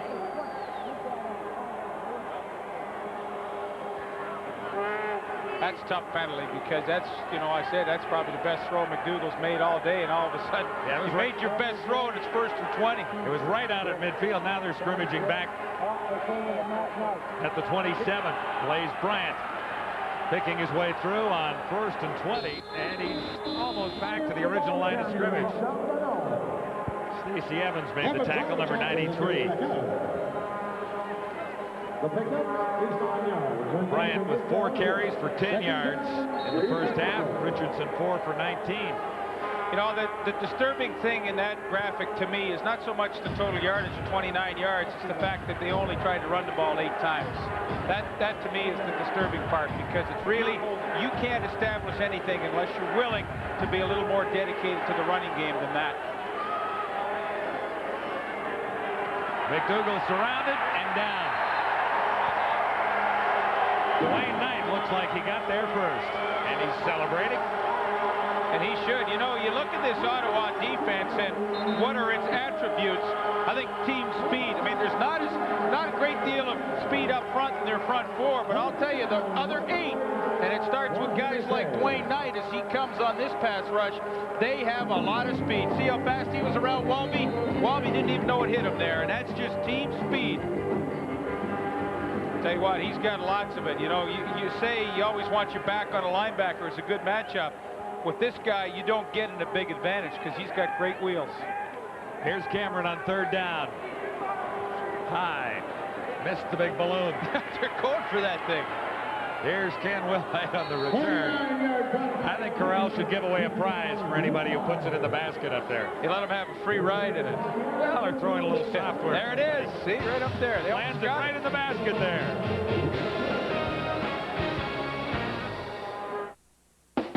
The reviews are in. Leading industry publications agree that Corel WordPerfect Suite 7, the world's best word processor, is now an unbeatable Office suite. Corel Suites include better internet features than Office or Smart Suite. Feature for feature, the new Corel Suite outperforms the competitors. Now it's Microsoft's turn to play catch-up. Shouldn't you use the best? Corel WordPerfect Suite 7. It's unbeatable. Up here, winter comes early every year, as it has since the time of our ancestors. And up here, we know how to stay warm and dry. We wear these Sorel boots. They've been making them by hand for 86 years. Rugged, waterproof, good to 100 below. They last for years. This is good when you're as young as I. As we say in our language, ayete ege, be warm and dry. Meet Marion Kane. Thinks security doesn't just come up and tap you on the shoulder. Thinks it's something you earn. She'll let very few people tinker with her bike. Won't let anybody tinker with her financial future. You know that expression? If you want something done right, do it yourself? Marion claims she wrote that. Makes Canada Savings Bonds a big part of her plan. Marion's in control. Right on, Marion.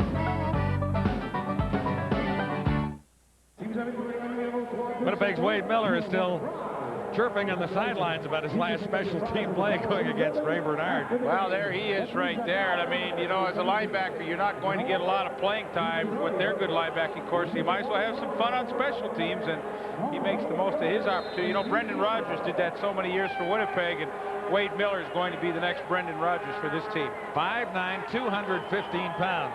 Bit of a fire plug. There's not a lot of neck coming out of those shoulder pads, was there? Not very much at all. Open is Mills on 1st down, and the Ottawa Rough Riders move the sticks again. Garrett forced him out. See, with Miller, you kind of go shoulder pads and head. Like, there's no neck in between. There it is. I mean, he's a muscular fellow, isn't he? Graduate of the University of Manitoba and the Bison's football program.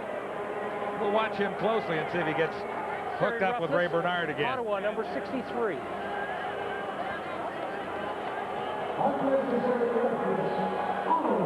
This penalty going against the Ottawa Rough Riders. Valley Riders.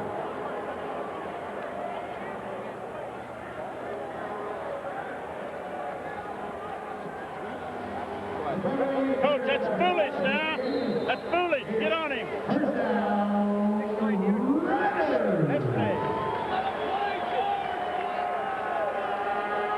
Riders are first down at the 40-yard line. John Payne's always a safe guy to have a camera and a microphone around. He's a pretty religious fellow, and he's a pretty safe guy to do that with. You're right about that. Other coaches have said a few things. Yes, they have. On the sidelines, Taylor just got it away and was lucky it wasn't picked on. Mills was the intended target. Taylor on his backside again. What did you see there?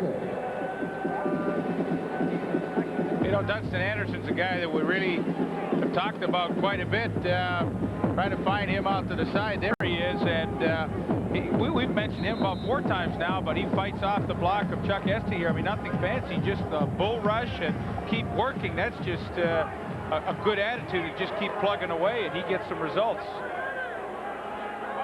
2nd and 10 Ottawa, 40-yard line. The draw play didn't fool Winnipeg. Troy Mills got the call. Angelo Snipes got the tackle. Well, you talk about Snipes as a pass rusher. He can play the run pretty well, too. He stuck his nose right in there, made the play on that draw. You know, that's not a bad call on 2nd and 10 every once in a while, but Snipes was right there to make it. Well, he's leading the league by 1, and Malvin Hunter, 13. Carter, I believe, has 13 after last night. That maybe should be changed.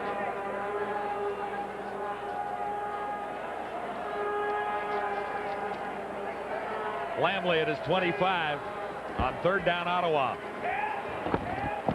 Blocked. And the Bombers have the opportunity here. It's Bobby Evans. Touchdown, Winnipeg.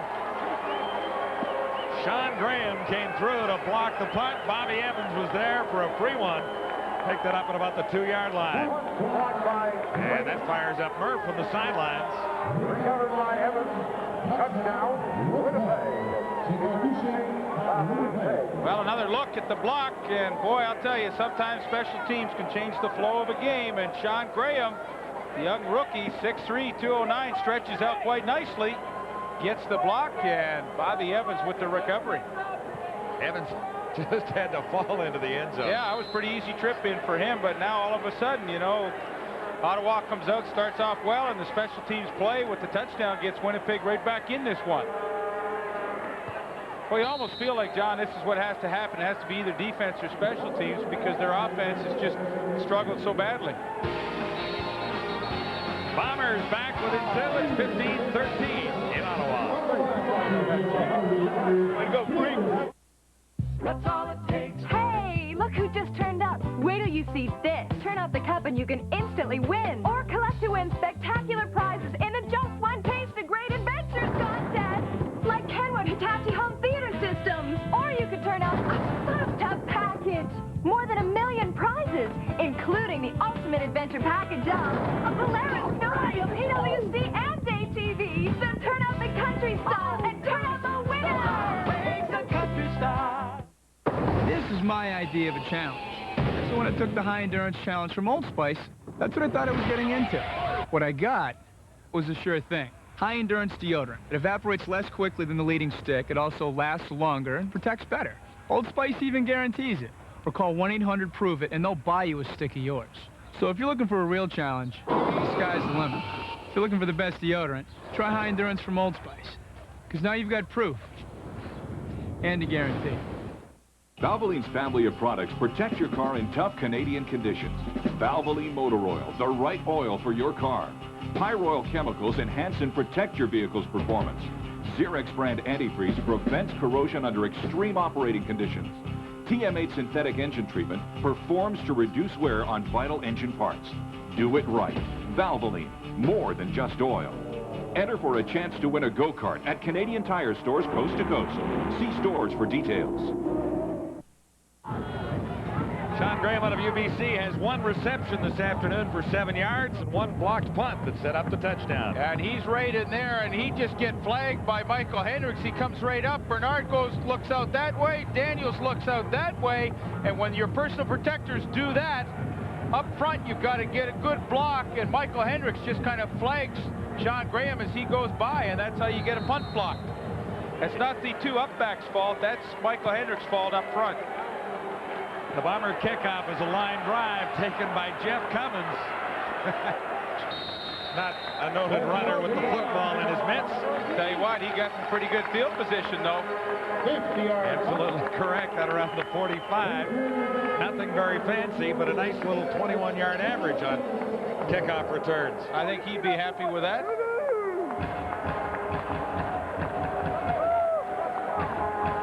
So Taylor moved the Rough Riders the last time he got his mitts on the ball. 7:21 to go, 3rd quarter.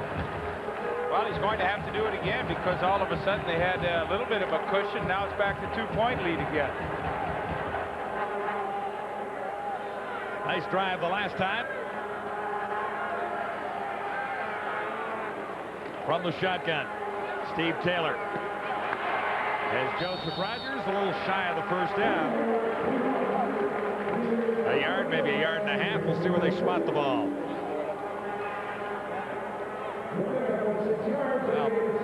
Well, a little closer to 4 yards shy. The spot they got there.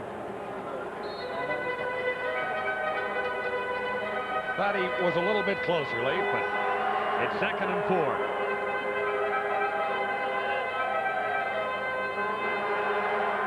Three receivers to the far side of the field. Dave Denal, and the first down, awfully close. Wrapped up by Greg Clark, number 58. And again, the spot looks like it is a first down for Dave Denal. Yeah, I think you have to be impressed with the job the Ottawa offensive line has done running the football. Okiki, the left tackle, does a good job on Katie Williams there, and that allows Denal just enough to get the first down. I mean, 2nd and 4, that's a tough spot to run on, and they pick it up and keep this drive going.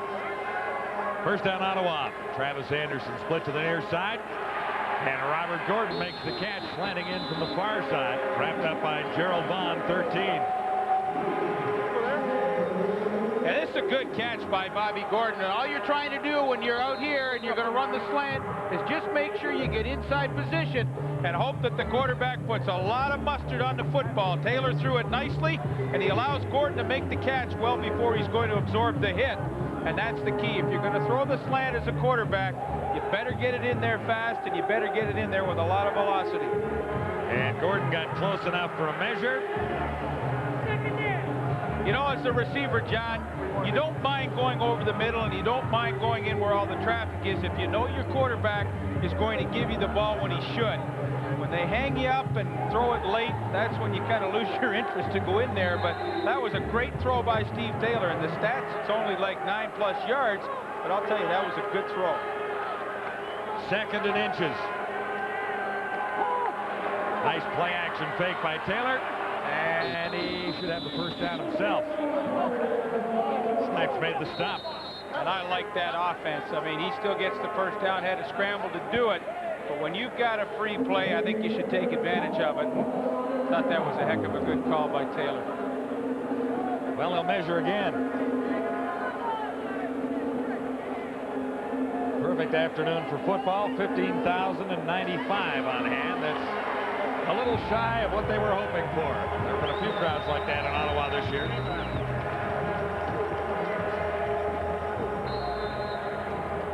Here's how Steve Taylor has spread it around today. A little more to the right than anything else. Couple completions over the middle, including the last one. And enough for the first down. Ottawa set up at the Bomber 43.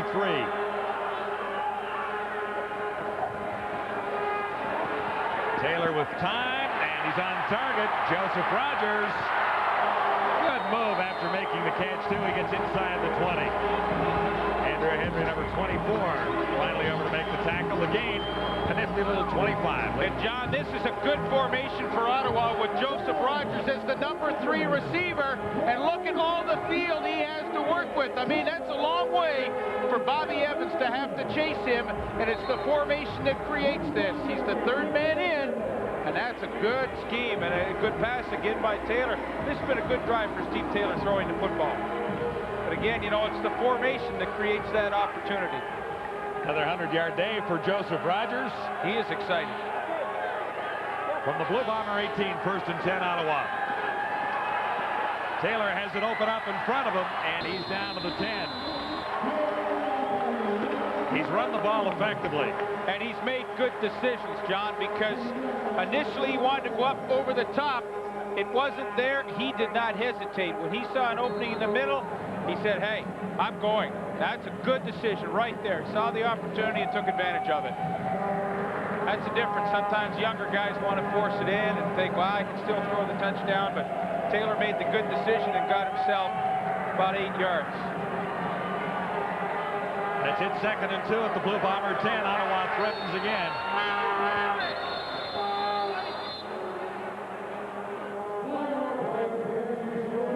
Count violation.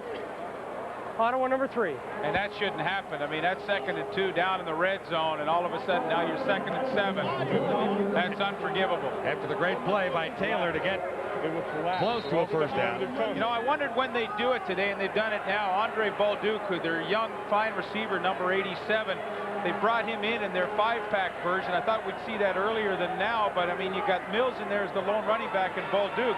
This is a pretty good receiving core all of a sudden. 3 receivers to the far side. Taylor tries to buy a little time. Good race with Clemens. Looks to the end zone. Touchdown, Robert Gordon. I don't know if it was designed that way, but it works. Gordon found a way to get open.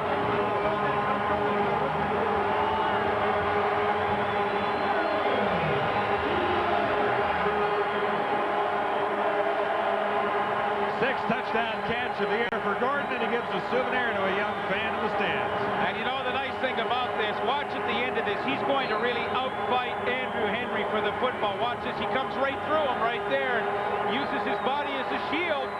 That's a pretty big catch by Bobby Gordon. That's a tough throw back across your body, across the field.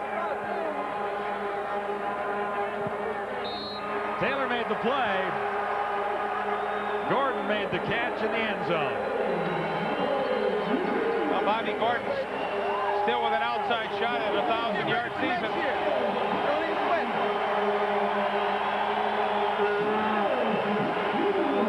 Coming into the game, Gordon had 824 yards on 55 catches. Well, don't tell Bobby Gordon that there won't be a team next year. He thinks there's going to be. See, watch him use his body as a shield right there. Fourth catch of the day for 58 yards for Gordon. Go ahead, 7:02. Lamar.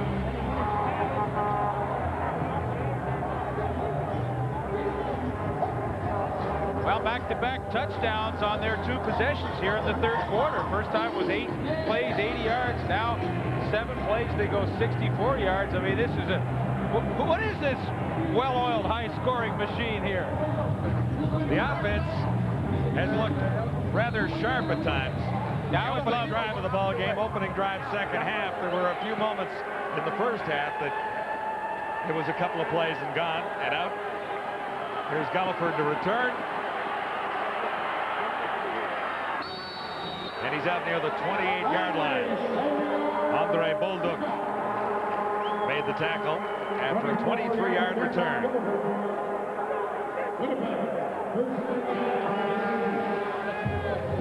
I don't think there's any doubt that John Payne has made vast improvements in this Ottawa football team. It hasn't translated into the number of victories that perhaps it could have, because the Riders have had some narrow misses and some games that they've kind of given away since John Payne got here. But the personnel on this football team is considerably better than it was at the start of the season. I don't think there's any question. John has brought a calming influence to this team. There's no doubt about that. Michael Richardson for Winnipeg. Jermaine Younger pins him after a gain of close to 5. No, John, like anything else, I mean, I think if you look at this Ottawa team right now and their personnel, you know, this team can compete.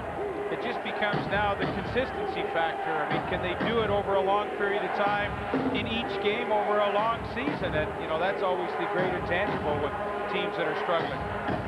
And with the fragile state of football in Ottawa, I think it's really important that they finish out the season with a couple of solid performances, wins or not.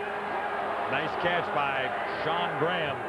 He's out near the 50-yard line. Graham has made an impact today, blocking a punt earlier that sent Bobby Evans in for the touchdown. That play, if it stands, will be marked off at 18 yards. Passer, Ottawa number 38, first down. Well, Sean Graham's had a lot. There's the roughing penalty on Lamar McGriggs, but Sean Graham's had a lot of bad luck.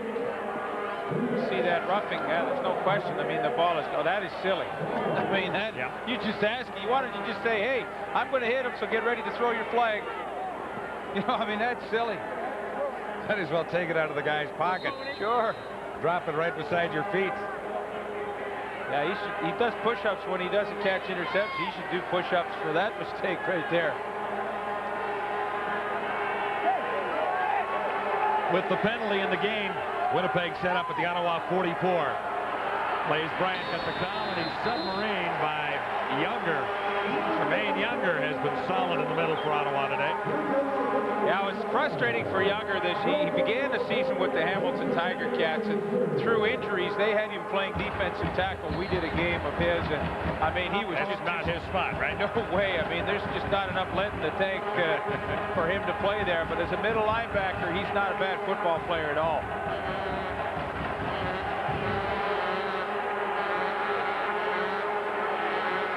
No gain, 2nd and 10. McDougall has Myron Wise, and he's wrapped up. See where they spot this one. I think short of the first down. You know what, John? That's why I like Leonard Humphreys, and that's why I know Joseph Rogers is the flashier of the players here as rookies. But to me, Humphreys now all of a sudden, this guy makes the catch, but he makes the sure tackle. It keeps Myron Wise way short of picking up the first down. They're up at the top of your screen. Humphreys. Now watch this. In the open field, Wise does not go any further. All of a sudden now that's the little intangible that now Winnipeg has to kick the field goal instead of keeping this drive going. That's a solid play. Cameron will spot it for Westwood. Good on 2 of 3. 2 dead center and 1 off the post his first try of the afternoon. This one looks well wide. Willite likes to take it out. He's to the 5, and then lost a couple after that. Flag on the play. Penalty shall reserve. Robert Gordon has the most recent touchdown of this afternoon in Ottawa for the Rough Riders to make it 22-13. Let's bring in Mark Bunny. All right, thanks, John. This little guy is Austin Gordon. That's who Bobby gave the ball to. Austin, what did your father just do? Football.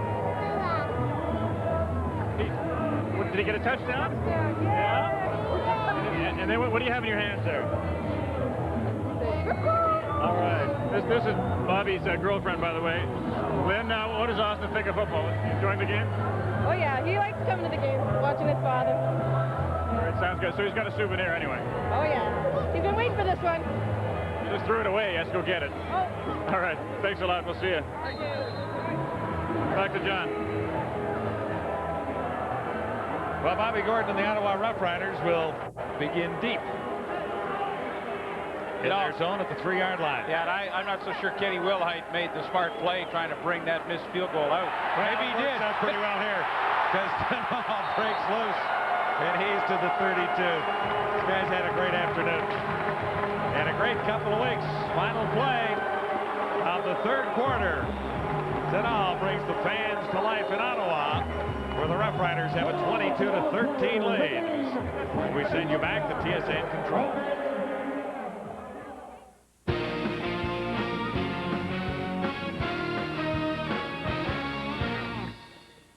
boy, through 3 quarters of play, you'd look at these two teams and you'd say, which is the one that's 3-13 on the season? Steve Taylor has done a relatively decent job with his abilities. Perhaps we should say mobility, because that's been the key to Ottawa's offense, right, Coach?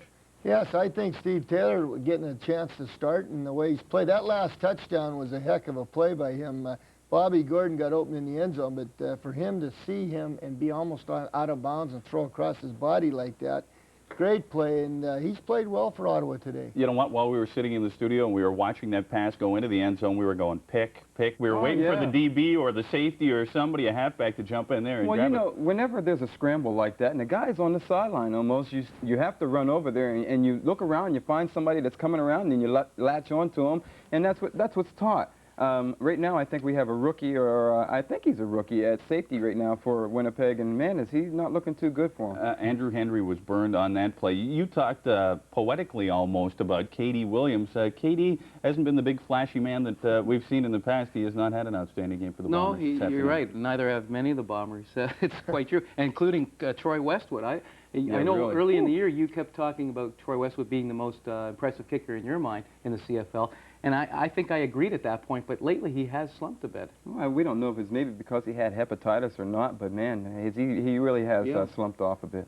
Yeah, we all know how painful that can be. So 22-13, it has not been a banner game for the Winnipeg Blue Bombers. They're down, but there's still a quarter to go. Let's return to our nation's capital. Here is John and Leaf. Gentlemen. Now we'll turn up the tunes for you here. A little YMCA. Haven't heard this one in about a week. Remember when you used to dance to the Village People? You did, I did. Oh, come on. You in the leisure suits? Don't drag me down to your level now. Seems to me I remember that. No? I'll tell you what, I had the polyester leisure suit. If you ever smoked around me, you were putting me in a big bit of problem. Apparently Obi was back dancing in the studio. He's got one of those suits on today. He's still got the polyester suit. Dave Denal, not much there, averaging 7.2 yards a carry prior to that. That was his 13th carry. Through 3 quarters, Riders maintain the advantage on the scoreboard in time of possession, net yards. Well, you know, John, you look, I mean, Ottawa had the ball most of that quarter, but Winnipeg had 112 at halftime. Now they've got 149. If I'm Cal Murphy, I'm concerned. Defense has not been the Blue Bomber problem this season. Picking the most outstanding offensive player at the end of the year will be Gordon. I don't think he stayed in, or did he? Yes, he did. For the catch. Gerald Vaughn didn't think he stayed in either, but Gordon gets credit for the catch. Another 21 yards. Closing in on 100 for the day. You be the judge. I mean, initially at game speed, I thought he was in. I thought he hung in. Well, it's tough to tell there. I think he made the catch. I think that's a great call. Bobby's still trying to get that 1,000 yards, and this game's going to go a long way to helping him. That's a tough angle with the glare of the sun there, but I think he made the catch. It was darn close. Tie goes to the receiver, I guess.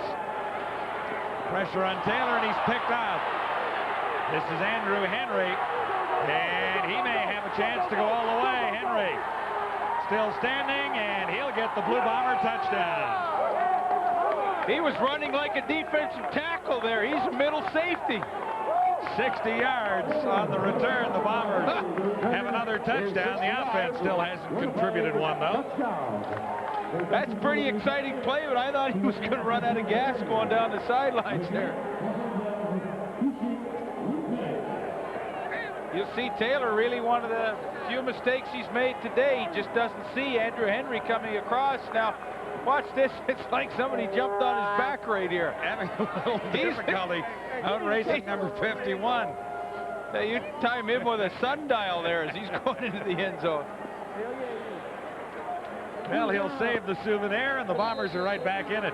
He is a rookie from CW Post, and, you know, Bobby Gordon outfought him for the football in Gordon's last touchdown, and, you know, he gets some sort of revenge there with the pick and the TD of his own.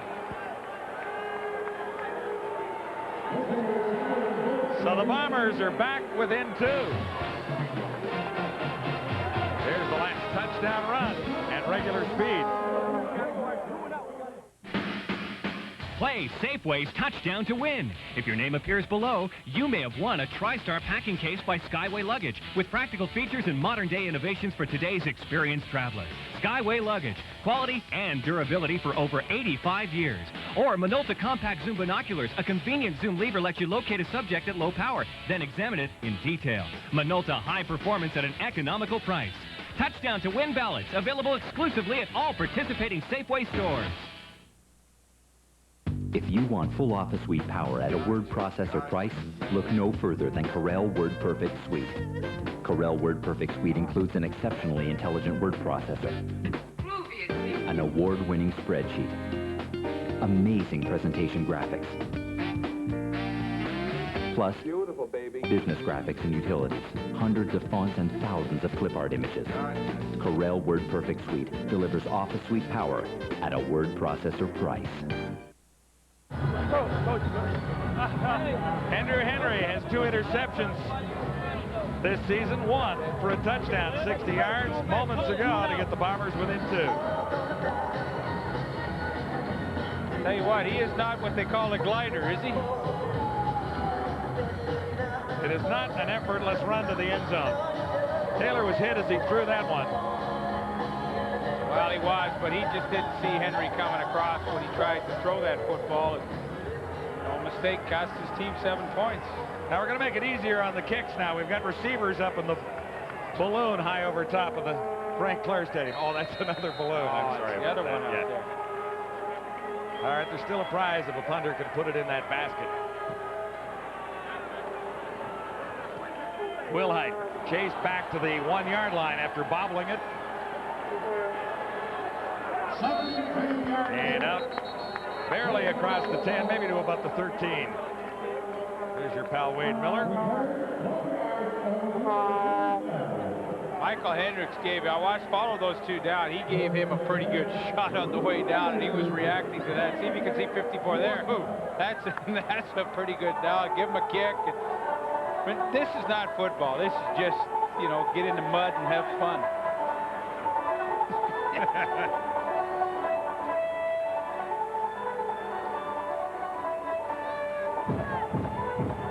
Talking it over on the sidelines. But now Taylor will try and respond to the last touchdown by Winnipeg. Yeah, you better be careful because this is a tough place against Winnipeg's defense. You know, the defense thinking, let's get another turnover in a hurry. Dave Denal, and markers fly as Denal hits the 15-yard line. Angelo Snipes was in the backfield so quickly, and he created all kinds of havoc back there. I'm not so sure he wasn't the guy that was held. The option belongs to the Blue Bombers. I don't see why they would accept this one. Probably only going to be half the distance. Holding, Ottawa number 34, repeat first down. Well, they didn't gain any yardage at all. I mean, that's essentially just about a 5-yard penalty. So, anyway. Sean Daniels singled out there. Number 34 for Ottawa.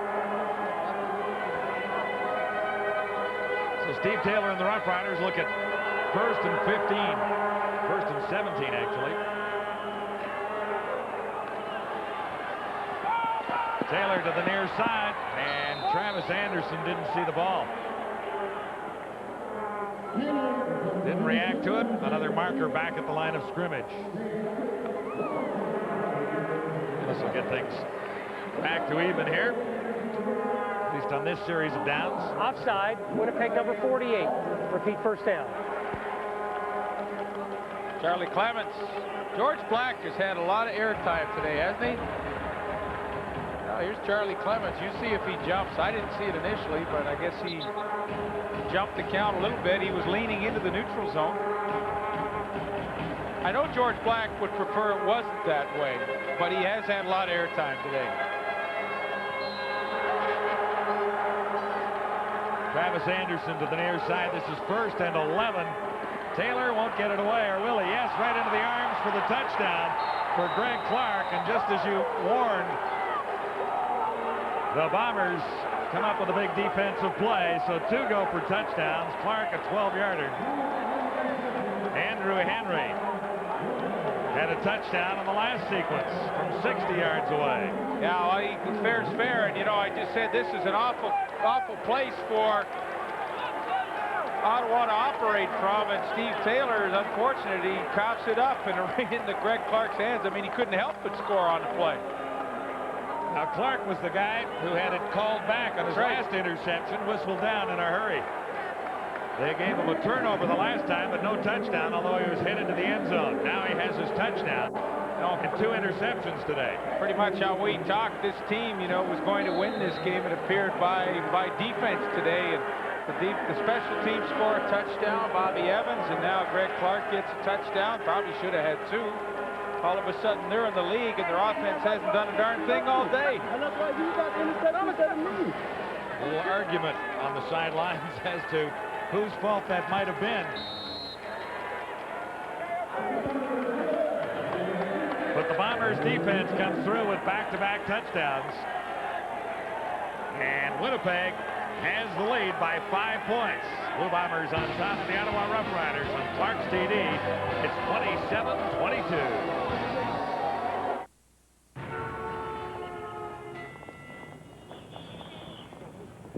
Morning.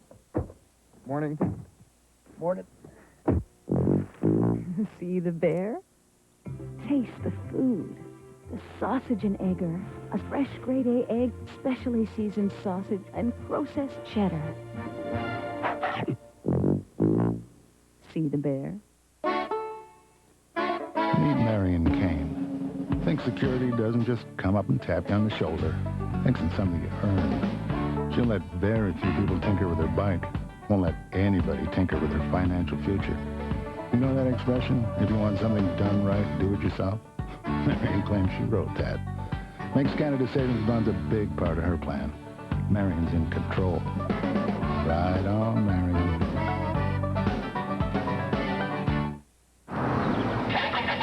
We have a Bunny Burger, funny fries, and a large Pepsi. No, that's a Bunny Burger. What? Forget the burger. All I really want is a Pepsi. Pepsi. Pepsi. Yeah. Thank you.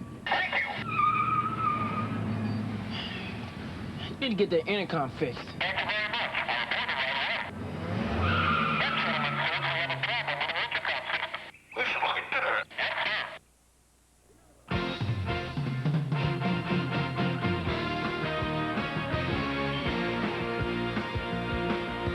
Closed captioning of this CFL telecast is brought to you by Subway.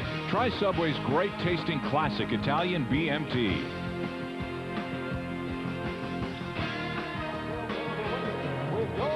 Welcome back to Ottawa. The Rough Riders have just blown the lead. Winnipeg on top, 27-22. A couple of interceptions for touchdowns going against Ottawa today, as Westwood gets set to kick it off.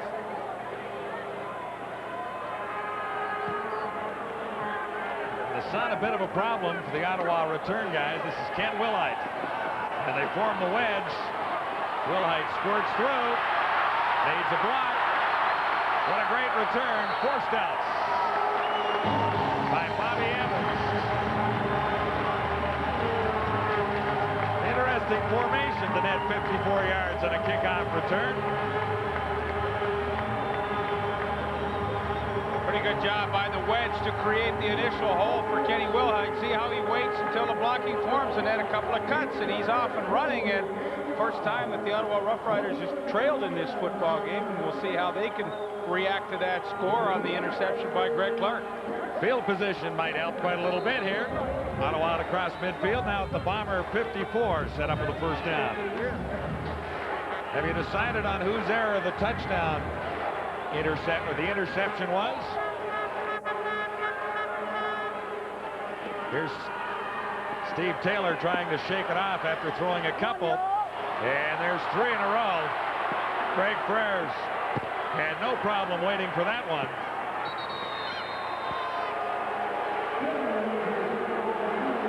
And the Bluebirds are out after 3 interceptions by Steve Taylor.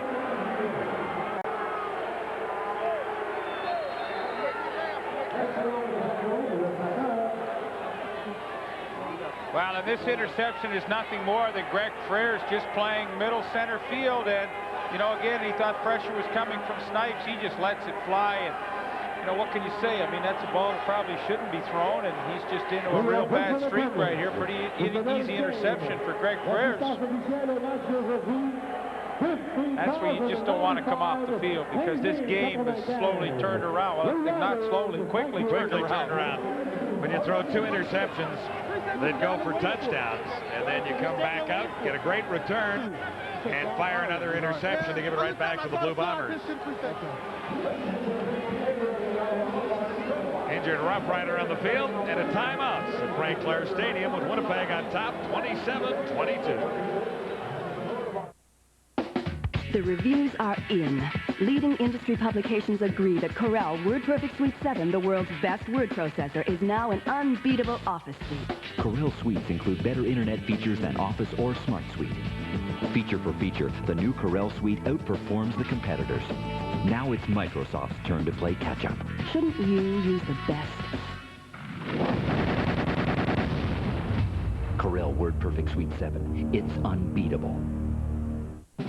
When you need a sealant that's got to stick, Mono Ultra does the trick. Mono Ultra. When it calls for the best, the choice is clear. There won't be anything like it for years. Mono Ultra. It works in the sun. It works in your shower. You wash up with water and hang it in an hour. Whatever the kitchen surface, nothing sticks to the job like Mono Ultra. And it's mildew-proof in the bathroom. Mono Ultra. Get the Mono. Lasagna, sausage, and a spicy meatball.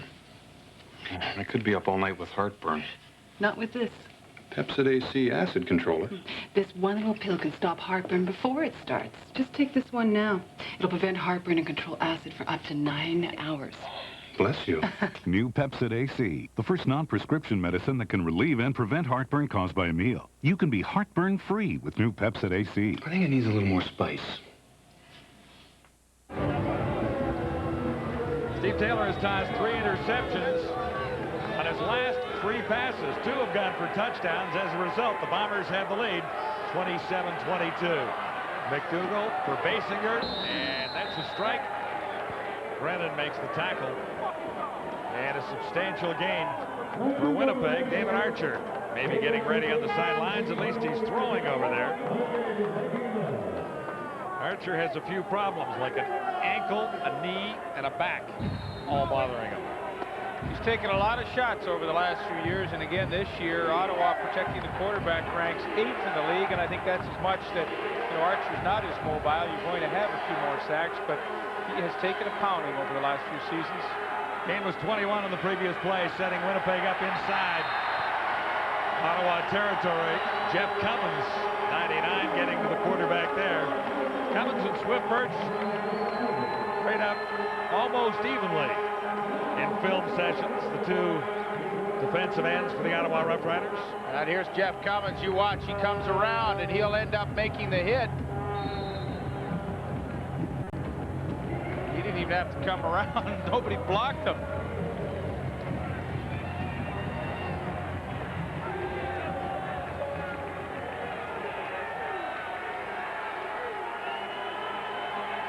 Second down and a whole bunch for McDougall.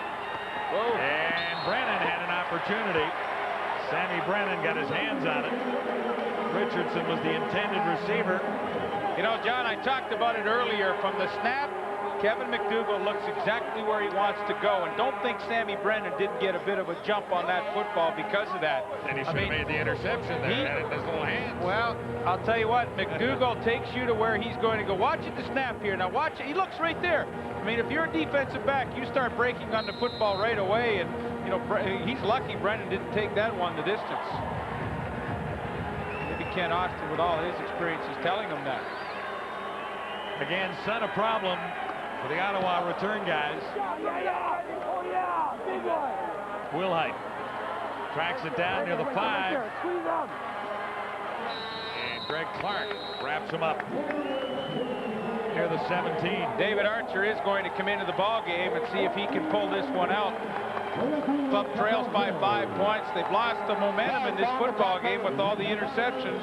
interceptions for touchdowns, but it's only 5 points. Not insurmountable with all this time left. Almost 10 minutes to go. Archer gets a warm reception. He's been a very popular player since joining the Ottawa Rough Riders. Been on the limp the last couple of weeks, and Steve Taylor has taken over. Well, there's only 3 quarterbacks in the league that have thrown for more touchdowns than Archer has this year, and Archer certainly hasn't played all the games. So missed at least 3. Yes, so I mean, here's a guy that in a short period of time here with 9:25 to go, you know, he can maybe pull out the win for his club. Not as mobile as Taylor, so those Bomber linebackers will be licking their chops a little bit here.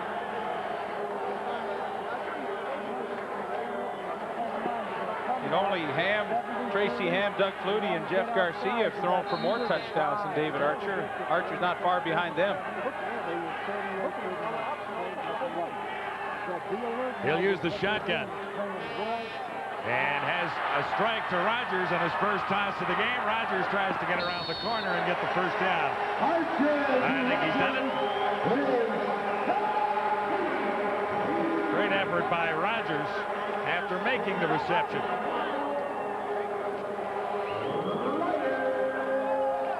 Well, already David Archer just short pass to get his rhythm going, and a pretty easy one to complete to Joseph Rogers. Get you out of trouble deep in your own end. Archer, time again. Hinchcliffe can't hang on. Had it in his mitts, and Greg Freres laid a big hit on him. Greg Freres timed that perfectly, and I believe it was Joseph Rogers going over the middle. And Archer, I mean, that's the only throw he could make. You know, you can say, well, maybe the quarterback hung his receiver up, but he had to loop it over Greg Clark right there. He had to just get it over Clark and in. I mean, that's a good throw. That's just one of those unavoidable things. You hang your receiver out, and I'll tell you what, Freres timed it perfectly and really unloaded. So Rogers is down. But if Archer throws that on a line, Greg Clark picks it off. Then you are a winner. Pick up your prize at the Riders store following the game. Greg Freres with a hit on Joseph Rogers. If you are sitting in section B, well, he was his body totally exposed, and Greg Freres just was waiting there to time it perfectly and just put a good hit on him. Section B, row 19. Listen carefully. Well, there's a good part of the story. Rogers will be back. Taylor trying to get over 3 interceptions at the Ottawa bench. After engineering some pretty nice scoring drives himself, but here's the one that got him the hook. Well, you know, in all fairness to him, he was expecting Dave Denal to continue on with his pattern. Denal stopped. Clark was in coverage, and he was just right there. Sometimes it's not totally the quarterback's fault. This is 2nd and 10. Archer in some trouble now, needs a block. It's a good one. Archer got it away, but took the hit anyway. The catch is made. A Duke, James Hellickson. Now that was a funny play. If you look back at the block that saved Archer, that was pretty amazing. 18 yards, and then Archer took a hit anyway. Well, he did, but Uzo Okiki looked like a bowling alley there as he took 2 guys out, but Colin Scribner still got the good hit on Archer. But that's a heck of a catch by Ellickson. He comes in cold. That's his first play of the game, and he comes up with a big catch. Net gain 18 yards. Archer stands in and has Robert Gordon. Watson made the tackle. That's Darius Watson, number 26. Yeah, they've gone to their nickel pack because Ottawa's countered with their 5-pack. Andre Bolduc now is in the ballgame. Only 1 running back, Troy Mills. So Winnipeg makes their adjustment and brings 26 Darius Watson in, and they've gone to 6 defensive backs. Another first down, Ottawa. 12 yards the game. Archer looking deep. Gordon the target. Vaughn was covering, and Archer missed. Well, David Archer, Williams on top of Archer again. Yeah, he's taking some shots already as he's come into the ball game. Williams there. Williams coming on the blitz. delayed blitz, and those are always the toughest ones to pick up. When the linebacker takes one step back like he's going in coverage, and then comes, you've got Troy Mills, your back, he leaves, and there's nobody to pick up the linebacker. David Archer is one courageous quarterback. He has taken a lot of shots in his CFL career. Pumps once, Mills, no catch. Mills had it, turned to run, and forgot it. Well, that's tough because that would have been an easy first down, and gosh, Troy Mills, usually a pretty good receiver out of the backfield, but he's had a tough day today. Not sure if that ball was tipped or not. I think it was. 10-yard rule. Looks like a little tip right there, but it wasn't bad enough not to allow Mills to be able to make that catch, though. Van Hofwegen got a hand on it. But Mills still had the opportunity to make the catch and get the first down. Gulliford and Basinger deep for Winnipeg. Lamley at his 45. Big kick. Kicker is down, but there's no flag in the backfield. Now there is a flag in the area where Basinger fielded the ball. Lamley airmailed that one 40 yards.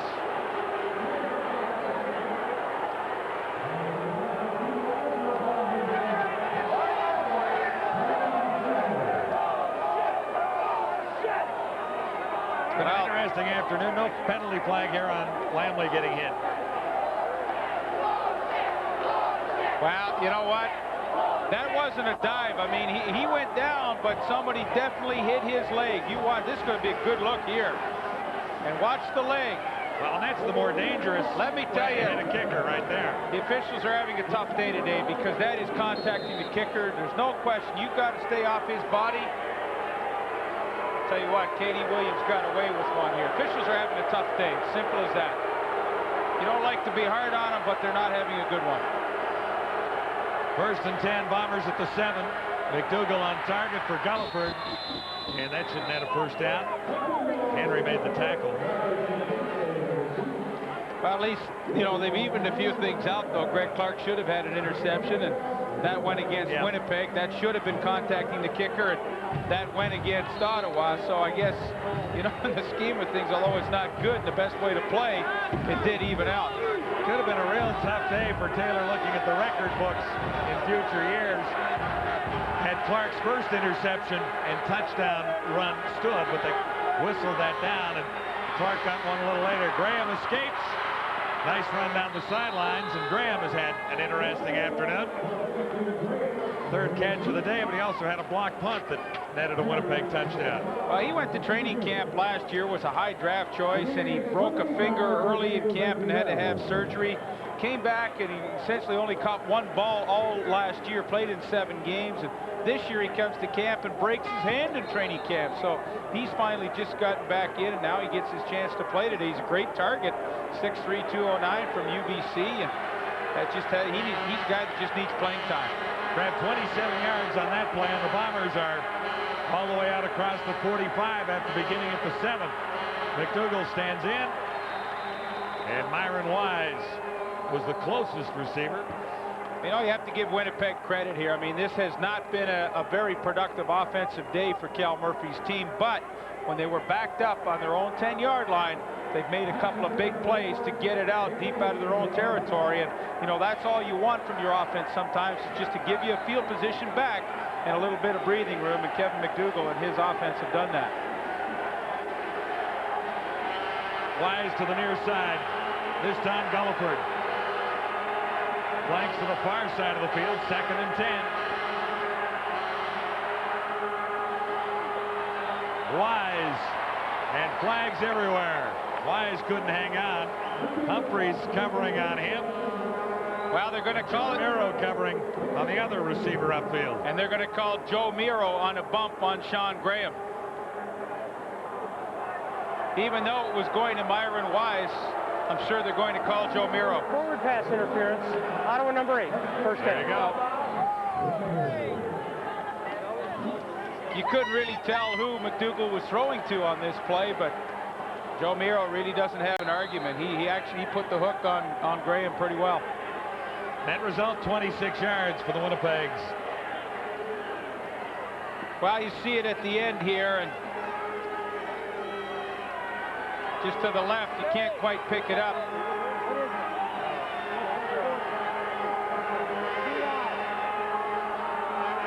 Bombers are set up at the Rough Rider 37.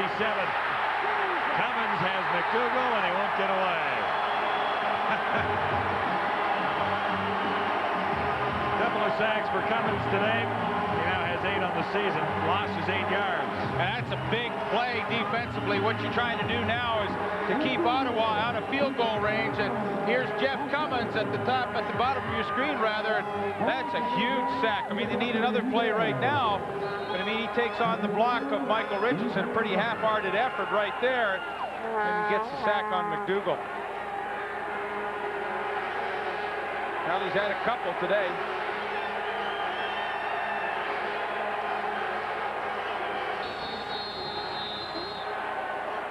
Flags again. Looks like a time count violation.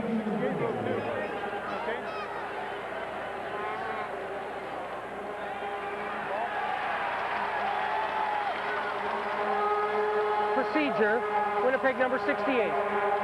Hang on. It's against the left tackle, Guy Earl.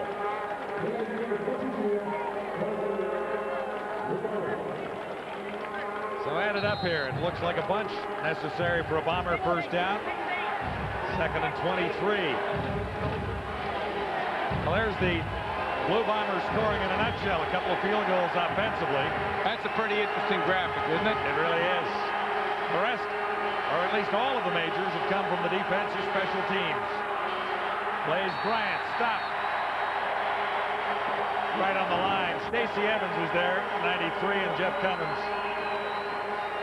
And really, Bryant just surrendered.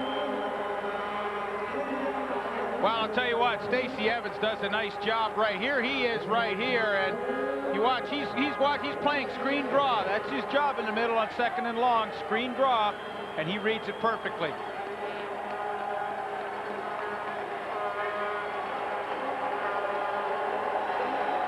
Well, you look back at this ballgame, there's 3:38 to go, and if Ottawa were ever to pull this one out, you might say Jeff Cummins' sack was a real key play in this game. It will give them the opportunity to get the ball back. But the Bombers have done a decent job. They began this drive back at the 7-yard line, and Cameron nailed a big kick last time. So now Wilhite won't have a play here as Cameron gets a decent bounce and it rolls out.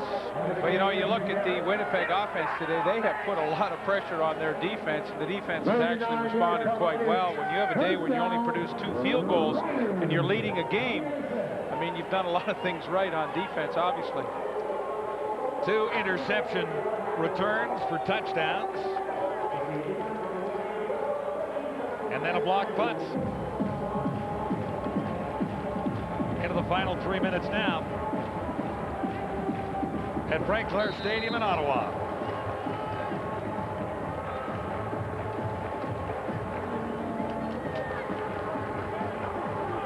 Too many errors for John Payne's Ottawa Rough Riders this afternoon, and Steve Taylor will no doubt take the blame for a couple.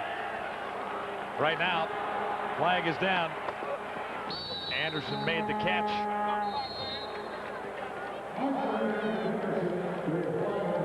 It'll be an offside against Winnipeg. Angelo Snipes appeared to move a little early. He was in the backfield before the ball was even snapped. I mean, it's good to have enthusiasm, but intensity. But you know, at this stage of the game, you don't want to give the other team any free plays, and that's what they did. Offside, Winnipeg number 91. Repeat first down. There's the call. Still 15,000 faithful here today, hoping for another chance. Here's David Archer on 1st and 5. Mills makes the catch and explodes. Troy Mills, what a great run out to the 50. You know, it's funny, David Archer is so good at that. It's just take the little things, and, you know, he didn't force it downfield.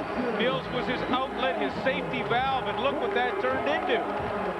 A 34-yard gain is what it turns into here, Lee. Well, sure. I mean, you know, hey, dump it off. It's a 5-yard pass. It ends up 34 yards later. being a first down. All of a sudden now you're out to almost midfield, and you know 2:33 to go. You got a shot. Archer shotgun, first down. Markers down, could be holding Ottawa. Bolduc made the catch. He's halfway to a first down if it stands.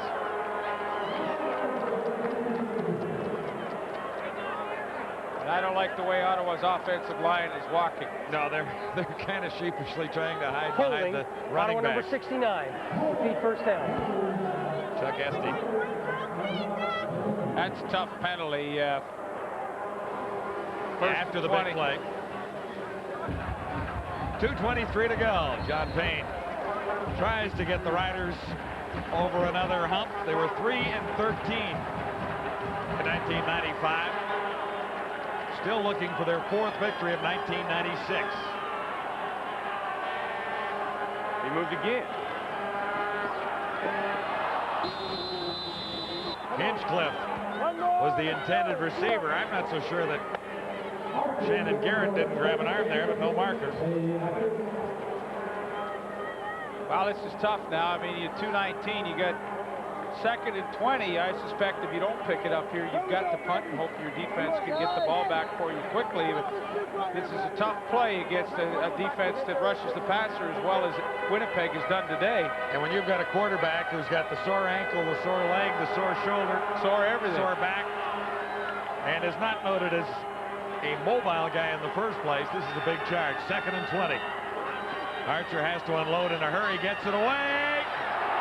Rogers draws the flag, and rightly so. Coverage by Gerald Vaughn. You know what? Rogers had a step on him, and it was a very subtle grab, but there's no question Gerald Vaughn grabbed him. And I'm not so sure Rogers was going to be able to make the catch anyway. He could have made it. Vaughn is... Forward pass interference. Winnipeg number 13. First down. Have another look. Wow, here's Gerald Vaughn at the bottom. Here he is. And follow the action here, and you'll see a very subtle little push and grab right there. See that? I think that's the right call. It was just enough. But I'm not so sure Rogers is going to be able to make the catch. Net 34 yards for Ottawa, set up now at the Winnipeg 35. Archer shotgun. Time to throw. Rogers again. Not quite. They rule him out about the 2-yard line. Big at the 3. This guy can play football. Wow, he ran a post corner on Gerald Vaughn. Absolutely turned him inside out. A terrific pattern by Rogers. You know, I might have to vote for him for the Rookie of the Year on this team. And good throw by David Archer. Safe throw, didn't lead him too far. Well, boy, back-to-back plays. What an impact Joseph Rogers made, but it was a terrific. He sold 3 hard steps to the post, turned Vaughn around. Nice little afternoon, 6 for 150 yards. He was over 1,000 coming in. You know, that's the greatest feeling as a receiver. When you've run a great pattern, you know you're wide open. You just hope when you turn around and look that that ball's in the air, and for Rogers it was. 3 cracks at it from the 3 for the Ottawa Rough Riders. Dave Denal, he's got the touchdown. That's somewhat fitting, too.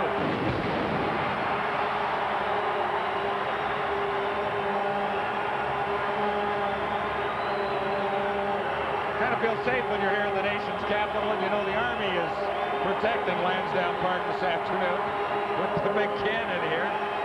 Well, this sets up a situation. Now you will look at Dave Denal following in Sean Daniels with a pretty good block on Katie Williams. Score 28-27. Really, I believe Ottawa should be going for 2 points here because 1 point doesn't mean a lot. I'd be going for 2, and yet they're going to kick the extra point just for the 1. I'm not so sure about this. 2:04 on the clock. I think you might be right. You know, and this is not goal still beats you. This is not new for poor old John Payne. He's had some problems this year with when to go for 2 and when not to. I really think this is the case that he should have gone for 2 because a field goal now beats you, which would be heartbreaking. Dave Denal has a couple of touchdowns for the Ottawa Rough Riders this afternoon. Here's number 2.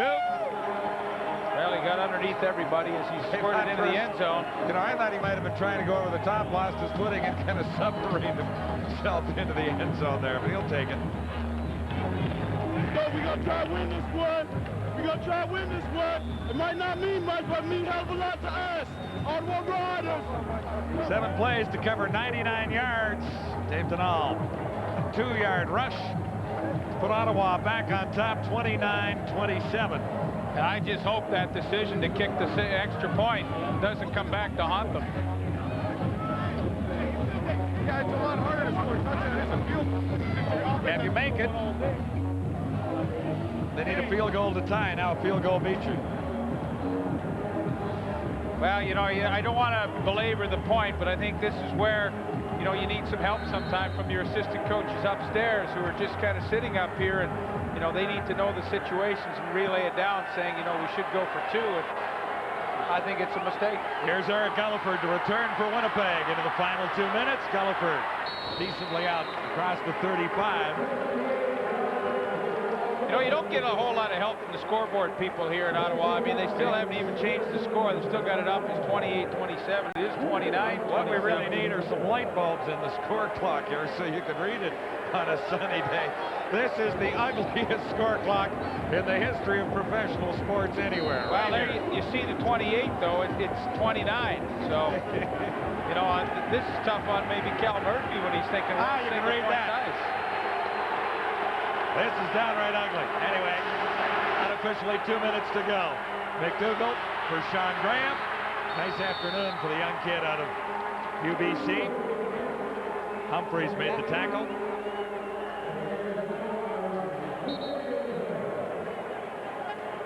Well, I guess with 1:54, I mean, there's lots of time. You know, they're only like 2 first downs away from Troy Westwood having an opportunity. Wind is absolutely no factor at all, and the sun is at the back of Westwood. When he, you know, that's not going to be a problem if you had to try and line it up where you could say, geez, you know, the sun's kind of bothering me here. I mean, everything really is in Winnipeg's favor here because 2 first downs, 1:54 to go is not a heck of a lot. A beautiful afternoon.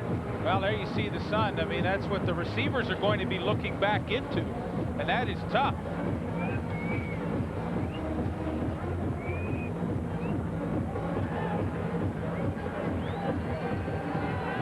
Second down.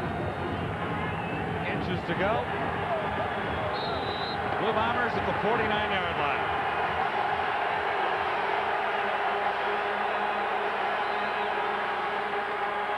Richardson has the first down. First down. Dwayne Knight made the tackle. It's interesting how Kevin McDougall is playing this. There's 1:44 to go, and he's just, I mean, they're not even getting back to the huddle quickly. I mean, again, you know, the clock is running down 1:40. You know, I guess they're just banking on, you know, trying to just kick the field goal to win this one, but they are killing a lot of valuable seconds on this clock. 1:31 to go. That one batted down. There was an opportunity for Cummins there. I think he was so surprised he couldn't catch it. I mean, that was a catchable ball. So it flips to 2nd and 10. They're not in Westwood's range right now. Not yet. Left of your screen, Cummins gets the hands up. He threw it low on him. He had no chance to make that catch. 2nd and 10, Winnipeg. Ottawa on top by a couple. Time ticking down. Big play here. McDougall is on target for a first down to Basinger. Well, again, you know, we said 2 first downs. There's one. They get one more, and they're in range for the field goal. Yeah, that was on 2nd and 10. So Basinger comes up with a clutch catch. You know, it's funny, they still haven't changed the scoreboard here, reading 28-27, but it is 29-27. Cal Murphy is completely aware of that. There you see the 28 in the bottom left. But Cal Murphy, he's aware of the situation. One more first down, and he knows what his team can do. McDougall. Wise halfway to a first down. Just about in Westwood range now. Well, I would say they are in range. I mean, there's no wind, and he can make one from 50 yards, and that's essentially what it would be right now if they had to do it. As long as this season, 57. He's nailed the post once this afternoon. Well, he's getting ready, getting all his good thoughts put in his mind. And they've been through it before. Under pressure, he's very good. He hasn't had a great year this year, but in the past, he's been good in these situations. This is 2nd and 5. McDougall swings it out to Basinger, and it's a race to the sidelines. Bombers have a chance to win this one now.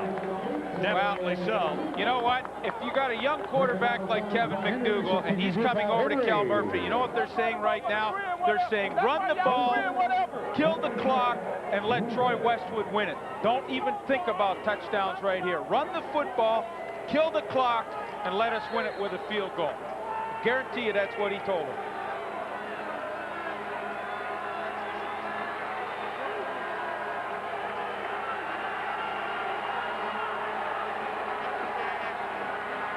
And that's exactly what they do. Blaze Bryant with 35 seconds on the clock. Westwood waits for the opportunity to win this thing. Well, give their offense credit. I mean, McDougall made the big play, got the pass to Basinger, and they completed enough balls, and now all of a sudden they're in a position to let the clock wind down. And, you know, after this play, I'm sure Ottawa will call a timeout.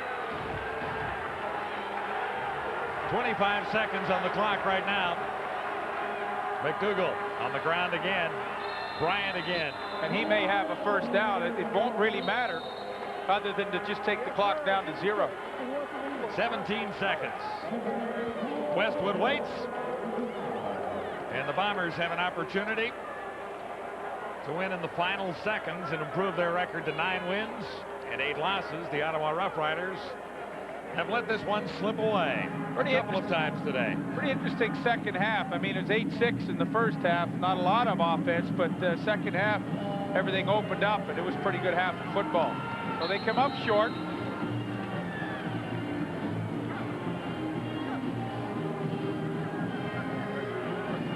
%50 today. 36 for 50, 72% of the season. Mentioned the longest field goal, 57. Yeah, that's why I felt that all they needed was a little bit to give him a chance. I mean, he's usually up in the 80% on the season. He said he hasn't had the greatest of years, but I sure wouldn't bet against him in this situation. Still, he's got to make the kick, and it's a chip shot right now. Line of scrimmage is just inside the 15-yard line. He did it earlier against BC with no time on the clock to beat the BC Lions, and now he has a chance to do it again. Here's Westwood for the win. Cameron will spot it at the 21-yard line.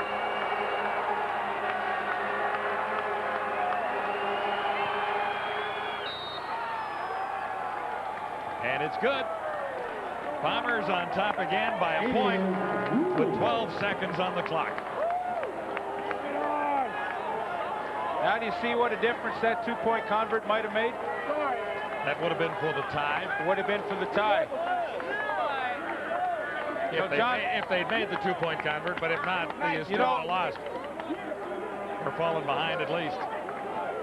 This is a pretty good combination here, Cameron and Westwood. Well, good hold, and kind of scruffed the tee a little bit on that kick, but he didn't need a whole lot to get that one through. He was expecting it. Well, you know, I wouldn't be fair if I didn't say that I thought it was a real coaching error on the part of the Rough Riders. John Payne's a very good friend of mine, but I think in that situation, that's a mistake that maybe cost his team a chance to go to overtime today. Well, you're conceding the fact that they would have had if they'd made the two-point conversion. 12 seconds to go. Archer goes deep. No one's looking. Bolduc was down the field, and he was open. It's like he was just running the 100-yard dash because he never looked around. Now 8 seconds to go. See, Archer said, turn your eyes. Look. He can't believe it. He was actually open in the seam.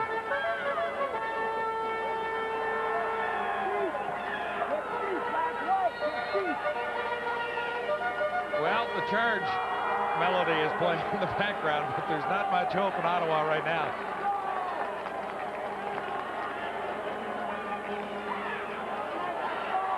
Archer for Mills. This might run out the clock unless Mills makes it all the way to the end zone. Needs a block here. Throw it to somebody. On the 25, 35-yard line, and time has expired on the Ottawa Roughriders one more time. Cal Murphy and the Winnipeg Blue Bombers did get a bit of a gift victory. 3 touchdowns from special teams or defense. The offense never made it to the end zone. It was all Westwood offensively. But the Bombers come back for a 30-29 victory over the Ottawa Roughriders. One more loss at Frank Clair Stadium in Ottawa. They were close. Steve Taylor has had better days. There's your final on the CFL Live. We'll wrap it up in a moment.